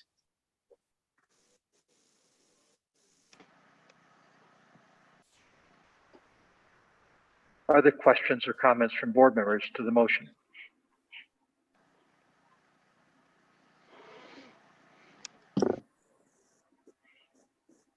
Hearing none, those in favor of the motion, please say aye. Aye. Aye. Opposed? The motion passes. Item number 11 on our agenda this evening is to approve modification of high school activity level metrics of the district's threshold plan. We've had a presentation with regard to using, as Mrs. Van Meer in her presentation of last week indicated, county metrics, county-wide metrics, I would ask the board to consider using only for our purposes the positive case results of the 3 census tracts of Northern Door County, the Northport, the Gibraltar, and the Bailey's Harbor Egg Harbor combined. I asked the board to consider this because there is a distinct difference in the positive test rates across our county. In the past several days, for example, the Northern Door increase has been 10 today, 4 on the 8th, 9 on the 7th, 6 on the 6th, 10 on the 5th, as compared to the other census tracts in the county of being 29 today, 35 compared to 4, 42 compared to 9, 42 compared to 2, 20 compared to 10. That the census tract data gives us a more localized look at the positive test spread in the immediate area around our attendance area, and that the most southern census tracts in our county more reflect the trending of Kewaunee County and of Brown County than they do of Northern Door. So then would you also not be allowing anyone who doesn't live within our district or have parents who work within our district not to be in the building if you're not going to use the metrics that our staff and our students and their families are exposed to? My eyes are smiling at the question. No, we would not prohibit people from moving around the county. Right. And because we wouldn't prohibit them, not taking into account the risk factor that they face, to me, I don't understand. That doesn't make sense. If we're allowing people from outside of our district into our building, then we need to take into account the risk that they have where they reside and where they work, where they're coming from and coming into our building. I would say that we encounter people from all over the county every day in our lives. If we do our shopping in markets, if we visit hardware stores, if we are in local establishments of business, we are encountering people from all over the county. That exists in community and in family spread questions. I realize that you're indicating that spread could then become school spread by having people who have been in other parts of the county coming into our schoolhouse. We have introduced mitigation procedures and protocols in order to keep this a low incidence place. Today, it's a no incidence place. It may well be the safest place in the county, but yet we need to get on with the education of children. We've approved bringing children back on a modified schedule. We've approved having activities, athletics, and arts on a modified schedule. I think this is looking at progress going forward, course corrections, I would call it. And as a part of that, that we also need to be focusing upon our exact area. I take as a model a local school district, a school district in Ozaki County that I'm familiar with that looks only at the zip code of their school. There are 4 other school districts in Ozaki County. They consider only the zip code for the Mequon-Thiensville School District and are able to then work with the mitigation and the protocols necessary for keeping children and staff and parents who are using their schools at the lowest possible incidence. And I think that's a fair model for us. I think it's a fair model to consider. I'm confused by the logic of you saying that it's accepted that we have general community interaction, that that we're going to run into people at the hardware store, the grocery store that are from Southern Door, Sturgeon Bay and beyond, but then also to say, but let's pretend like that doesn't matter and only include our district in our consideration? I guess. I'm not trying to suspend reality, Mrs. Ward. That is our county. But I'm also very mindful of the general characteristics of Northern Door County, and that we have had a trending that is quite below that of Southern Door County. And I think that it's more reasonable for us to acknowledge that difference than it is to ignore it. I think it's also reasonable to acknowledge that one of the reasons why our numbers are so much lower is because we're not in school. I think that we're doing an excellent job in keeping school spread at bay, obviously, because our students are not in the building. I hear your logic and I hear what you're saying. I'm not sure I fundamentally agree. As a clarification point, Liberty Grove, does that fall under object ID 623 in Northport? Is there a number in the Northport numbers? I know Washington Island is in that number as well. Their entity in the census tract, I think, is 1002. I'm sorry, 1001. Yes, Northport is 1001. Okay, the document we were provided, I see Northport as one, I see Gibraltar as one, I see Bailey's and Egg Harbor combined as one. Yes. Liberty Grove is just so enormous. I'm assuming that Northport, the population is listed 2,277, which obviously Northport doesn't have 2,000 people in it. But I'm assuming Liberty Grove and Sister Bay and that area is lumped into that grouping in the information we were provided. Yes. Okay. That census tract is a larger expanse. If we look at the census tract for around the Sturgeon Bay area, they are much smaller, but they have a larger population within the smaller tract. I would consider them to be balanced in terms of numbers of population rather than space. I think it's your proposal is a good idea. We're in a difficult situation, but as we think back, we started at 5 cases in the county, and then we went to 19 or whatever, and then to 20 some. I don't know where it's going to be in 2 months. It could be a whole lot worse than it is now. And our kids' education and their lives are in the balance. And I believe we need to really strive hard to get these kids back in school, because they are not getting the education we would like to give them.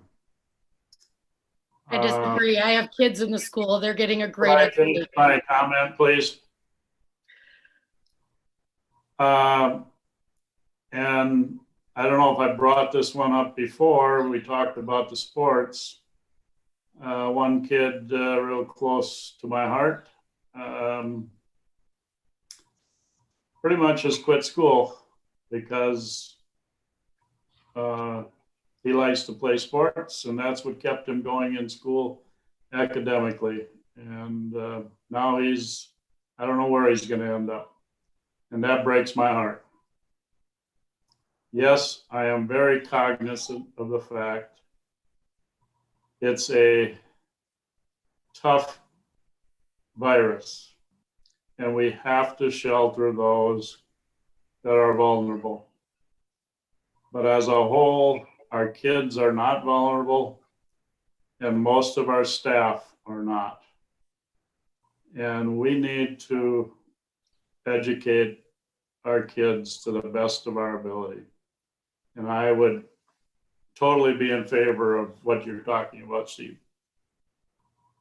Mr. Sherman, you had a comment.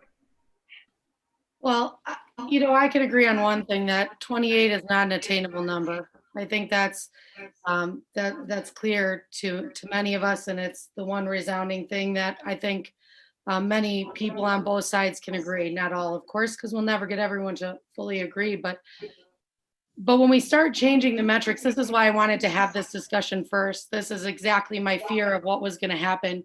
Is all of a sudden we change the metrics that we're going to use for this threshold plan, and it becomes not the threshold plan that we had.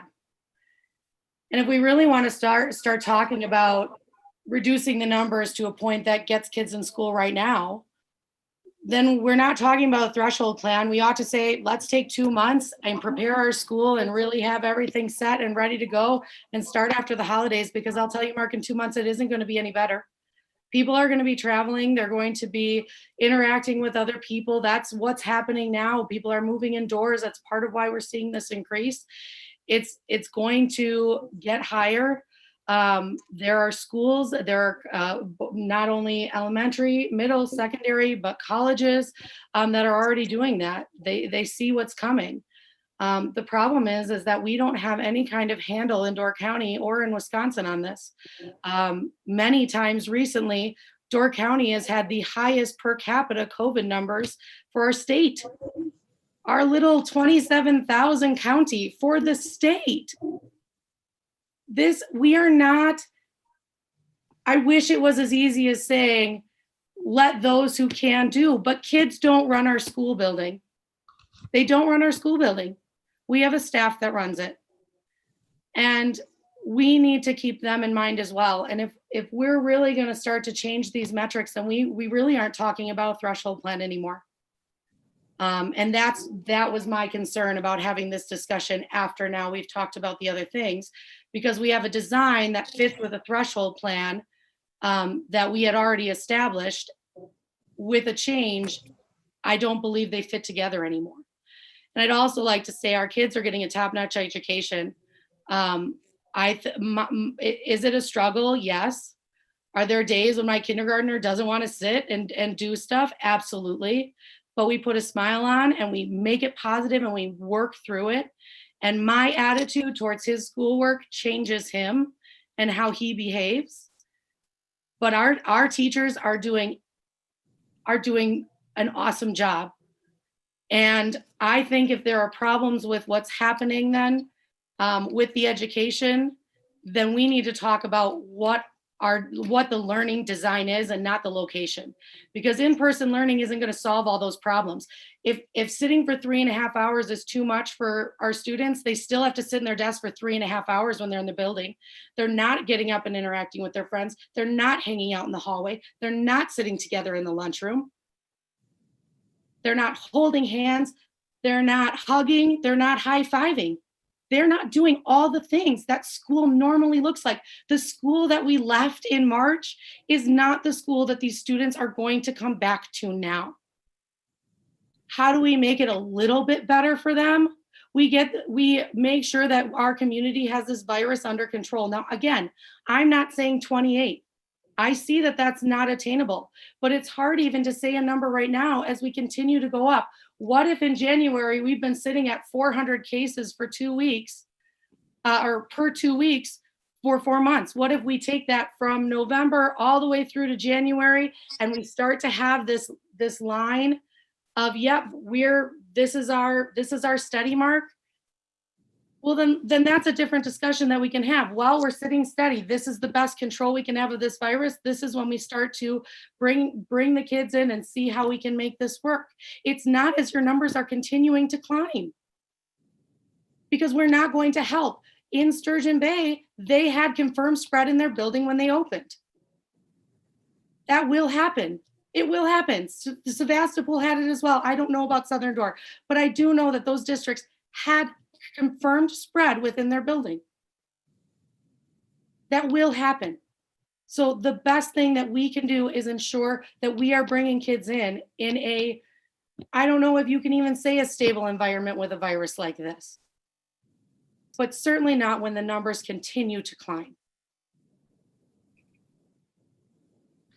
Dr. Seifer, I'm wondering if you can provide us,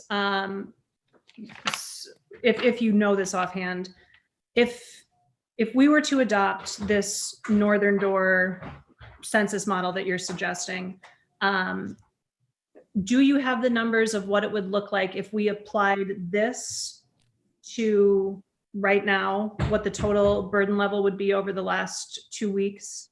I know that I'm asking you or Mrs. Van Meer to kind of off the cuff produce those. No, I cannot go back for 2 weeks. I can go back to when I started doing this, when I started recording it. I've been looking at it for a month and a half. Okay. But that's looking and having a record are two different things. My recording of this for the purposes of consideration only go back to November 2nd. Okay. Maybe it's impossible to then for you to make a conjecture about which category we would be in if we adopted this model. I think the answer to the question is progressive. As Mrs. Sherman indicated, getting to 28 is the same as closing the door for a long time. Yeah. As Mrs. Van Meer has indicated, by moving and adjusting our high and very high and moving that number, the critical number to 97, 98, allows us some flexibility between 28 and 98. And looking at the pattern and the trending of numbers, we are more likely, through good mitigation, through good controls, through community support of our goals, to get down to a 98. That says that well, let's do the division. 14 into 98 says that we're talking about 7 or so cases per day average across 14 days. Mm-hmm. And in that, we've not achieved that yet. In these 3 census tracts, we've not achieved it yet. But it opens the possibility for us to achieve it. It opens the possibility for us to say our community is looking at our rates, at our local community spread and family spread. It's 0 school spread today. We don't want it to be school spread.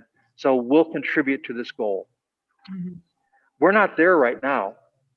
I don't believe we will be there when we get a 14-day track.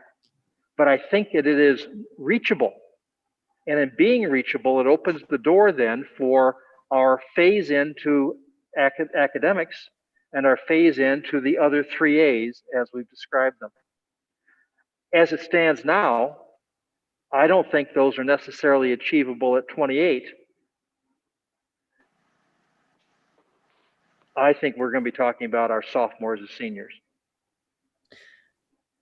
Thank you for that. And I hear what you're saying. I think the question I'm most concerned about is a dramatic jump in the level that we are at. So what I mean is that I am in full support of phasing in, bringing our students into school. I think it's the responsible thing. I think it's far more responsible than going from no students to all students as the prior threshold plan, not the prior, our current threshold plan has. My concern is that if we, and you've kind of just answered that without having the hard numbers, is that if we're in the very high burden level now, that switching to a Northern Door only census track would put us suddenly in the yellow or in the green, which again, I'm not opposed to having students in the building, but I'm concerned about our teachers and the staff and the burden that would place on them moving that shift. So you're telling me that that it would not be that dramatic of a shift, correct? Well, we're not there yet. So I don't know when we will achieve it, but it's achievable, I believe. And it opens that possibility that right now is closed. And if we continue to use our county-wide, we are continuing to use numbers that we can't, as a community of school and Northern Door, really affect. We can affect our numbers. We have to remember that as we phase in, that there's still parent choice, and there's going to be a lot of students whose parents choose not to send them. So we're probably going to start phasing in with very small numbers into a school that when this all started, we determined that we could have done proper social distancing with full attendance. So we have to keep that in mind as well, that we're probably talking about 40 or 50% of the students coming back initially on staggered days. Thank you, Mr. Piat. If I may, for the board's purposes, read some chats. They have grown while others, perhaps I have been talking. Mr. Gilby asks, where is this data located? Public health, it's located at dhs.wisconsin.gov. And if you scroll down, you'll find numbers of cases by county and census tract map. And you can dig a little bit deeper and find the census tracts for Door County. Tiffany Porter comments, we have a number of teachers that live in Sturgeon Bay. They are part of our community, our district, aren't they? Most indeed. Another question we'll ask, how many live out of the Gibraltar area? And let's just say the majority of our faculty and staff do not live in the Gibraltar Township. Mike Scoville says, but we are going to be having sports play in other areas and we'll be bringing back the virus to the north. That's not a question, that's a comment. Mr. Gilby asks, if the local data isn't public, how can parents make an educated decision? The data is public. It is findable. It is present and is published and updated every day. Mrs. Rarica, can we just open school if we can now have sports? Well, we couldn't have baseball or football outside when numbers were much lower. More of a comment. From Fernandez, a comment. From Mrs. Witteborg, what % of our staff in school choice live outside of the Gibraltar School District? The majority. From CJ Neal, to Angela's concerns, this is why we wear masks, wash hands, socially distance. It's a comment.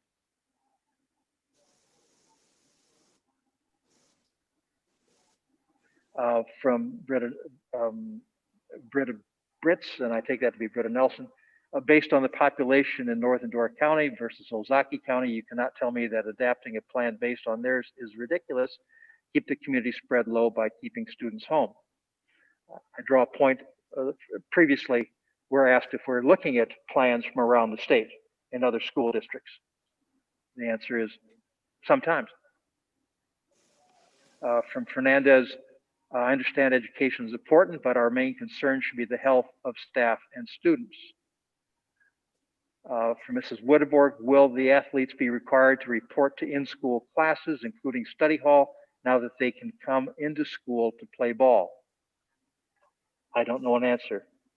I just would like to clarify at this moment, if I could, when the administrators gave their recommendation at the special meeting, the athletic recommendation was based on the fact that at the same time, we wouldn't be in school. Do you understand? So we were not even considering athletes coming into the building and interacting with other students in classes. The conversation has changed. So I want to be clear that that was not part of the recommendation at the special meeting.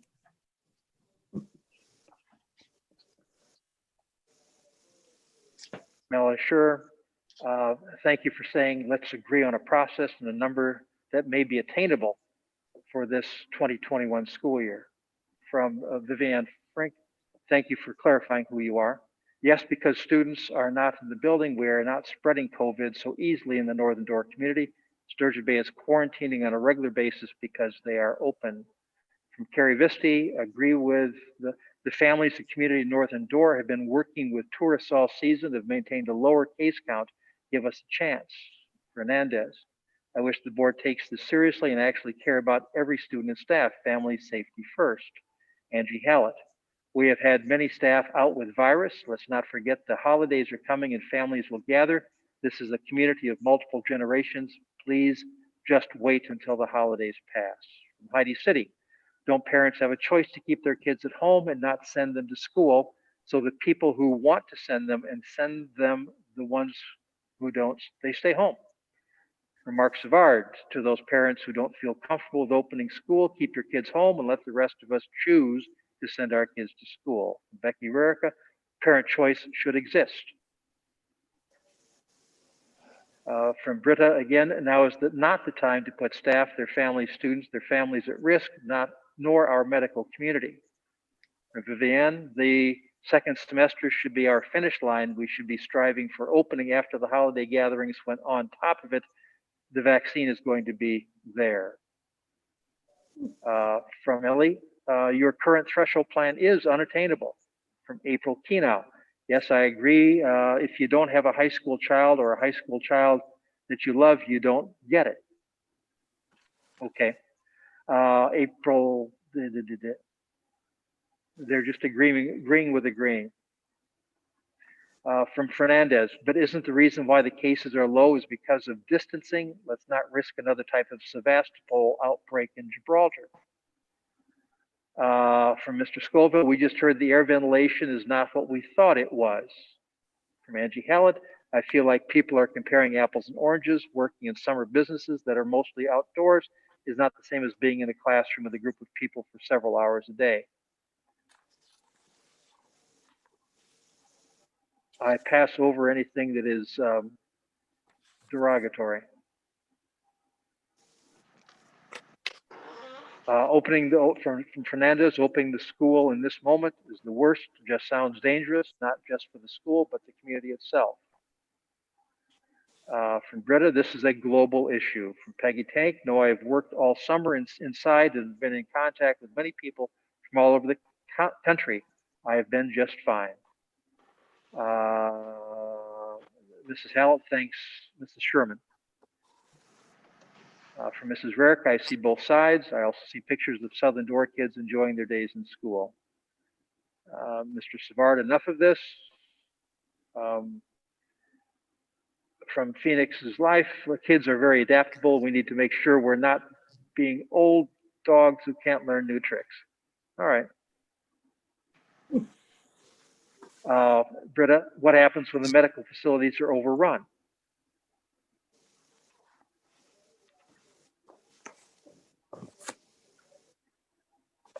From Adam Northrup, unfortunately, our children are not getting a top-notch education. The choice of in-person learning for those that are not succeeding needs to be an option.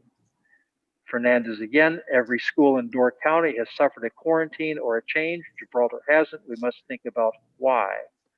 Michaela Schleicher, please consider the sub situation. We have already had teachers out without having subs available. From Becky Rarica, can the board please consider allowing parent choice for sending students back? Much like the other county schools have, our kids need to socialize. Fernandez again, the schools should have opened early in September. Thank you. From Carrie Visti, the education our teachers are providing virtually is top notch, but our kids need to see their peers under safe conditions so they don't feel so isolated. Whatever that new norm will be, kids will adapt. From Carrie Bauman, everyone's view of top-notch education is different depending on your child. This is why I pulled my oldest from the district. My son was not getting the education he needed, so we need to have an option. An agreement with the Fernandez. From Fernandez again, also I find it sad that people are complaining about our teachers. I also read a lot of praise, Mr. Fernandez.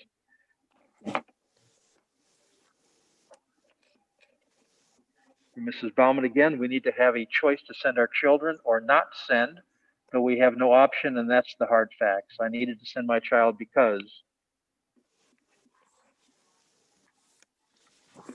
A question from Abby. Has a survey been sent out to the students to ask how they feel about opening up school and going into school?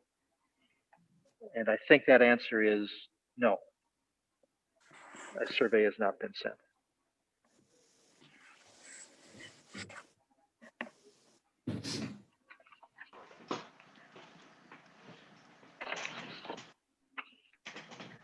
In order to move the question, realizing that a motion to change could have the effect of changing, and the defeating the motion keeps the recommendation exactly as is, meaning that the recommendation as made by the administration uses county-wide metrics and data of all census tracts. Steve, I'm Um, sorry, I didn't write it down, but did you give specific numbers for those then in your No, I did not. discussion point?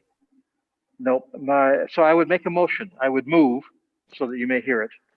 Board approval of the high-level activities metrics of the district's threshold plan with this modification. Only the positive test data of the Northport, Gibraltar, and Bailey's Harbor, Egg Harbor census tract shall be used to determine the number of cases to be applied to the high-level burden determination. Second. Well, Mr. Sherman, did you hear the motion?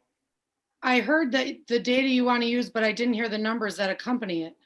I did not put in any numbers. The I'm number, not changing the number. I'm changing the census tracts, the area, the geography from which the numbers are drawn. So it would be 98 cases in those 3 districts only in 2 weeks. Yep. The answer is yes. We have a motion by Cipher, a second by Weborg to approve the high-level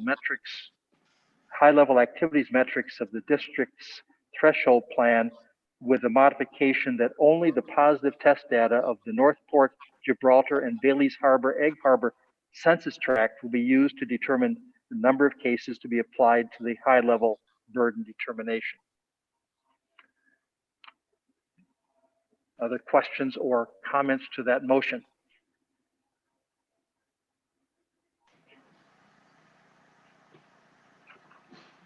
Hearing none, those board members in favor of the motion, please say aye. Aye. Opposed? Nay. A. I believe I heard 3 nays. Is that correct? Correct. The motion passes 4-3. With that motion passing, I believe that the board should reopen the ability of our staff to take their retirement early and still maintain their benefits. When we made that decision to give them 2 weeks, we had a completely different threshold plan than what we have now. And I don't think it's fair to hold that against them as we have continued to change this for them. So I would like to see that the board allows our staff who would like to take their retirement to do so without penalty of their benefits. Thank you for that comment. Let's take that under advisement, and we will probably put that on a future agenda to amend our decisions made previously. Thank you. Item number 12 of our agenda this evening is to approve the proposed amendments to the following board policies. Mrs. Sherman, please. Yep, let me just get to that point. There we go. I had not received any questions on these policies since our first reading, so I will just go through them. I move to approve proposed amendments to policy 1213, student supervision and welfare. I'll second. We have a motion and a second by Sherman and Hickey to approve amendments to board policies 1213, 3213, and 4213, student supervision and welfare. Are there any questions regarding this motion or comments? A question that I have, Mrs. Sherman, and it can be taken up later, is that in A of each of these, of the first two, it refers to a standard of care for supervision, control, and protection of students commensurate with assigned duties and responsibilities.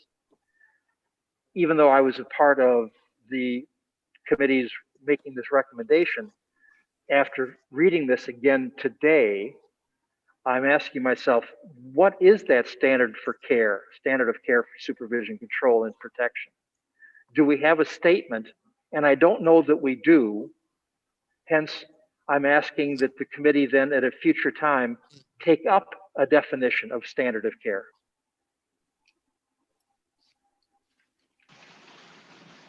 I will put that in my notes for a future policy meeting. Thank you. We have a motion and a second to approve these three policies, amendments to these policies. Board members in favor of the motion, please say aye. Aye. Aye. Aye. Opposed? Motion passes. Sorry, I'm just finishing my note. Certainly. I move to approve proposed amendments to policy 0167.05, use of electronic communications. I'll second. We have a motion by Sherman, a second by Hickey to approve amendments to policy 0167.5, use of electronic communications. I think the implication of this policy probably leads us in a future time to discuss the district's provision of communication devices, cell phones for board members, so that we can divide, as this policy talks about, those communications, phone calls, texts, which we all receive from our personal devices. Those personal devices, unless they are divided, would be suspect to, or vulnerable rather, to subpoena or request in a freedom of information request. But that's a future implication. Any questions with regard to the motion? All those in favor of the motion, please say aye. Aye. Aye. Aye. Opposed? Motion passes. I move to approve proposed amendments to policy 0167.6, all correspondence, public records. I'll second. We have a motion by Sherman, a second by Hickey to approve amendments to policy 0167.6, all correspondence, public records. Any questions or comments on the motion? Hearing none, board members in favor of the motion, please say aye. Aye. Aye. Aye. Opposed? Motion passes. I move to approve proposed amendments to policy 0100, definitions. I'll second. We have a motion by Sherman, a second by Hickey to approve amendments to policy 0100, definitions. Are there any questions or comments regarding this motion? Board members in favor of the motion, please say aye. Aye. Opposed? The motion passes. Thank you, Mrs. Sherman, and our policy committee for your work in forwarding these board policies for board consideration. The 13th agenda item this evening is to approve payment of bills. So move. I'll move. I'll take Mrs. Hickey as a second. We have a motion Thank you. by Weborg, a second by Mrs. Hickey to approve the payment of bills as presented. Are there any questions regarding the bills to be paid?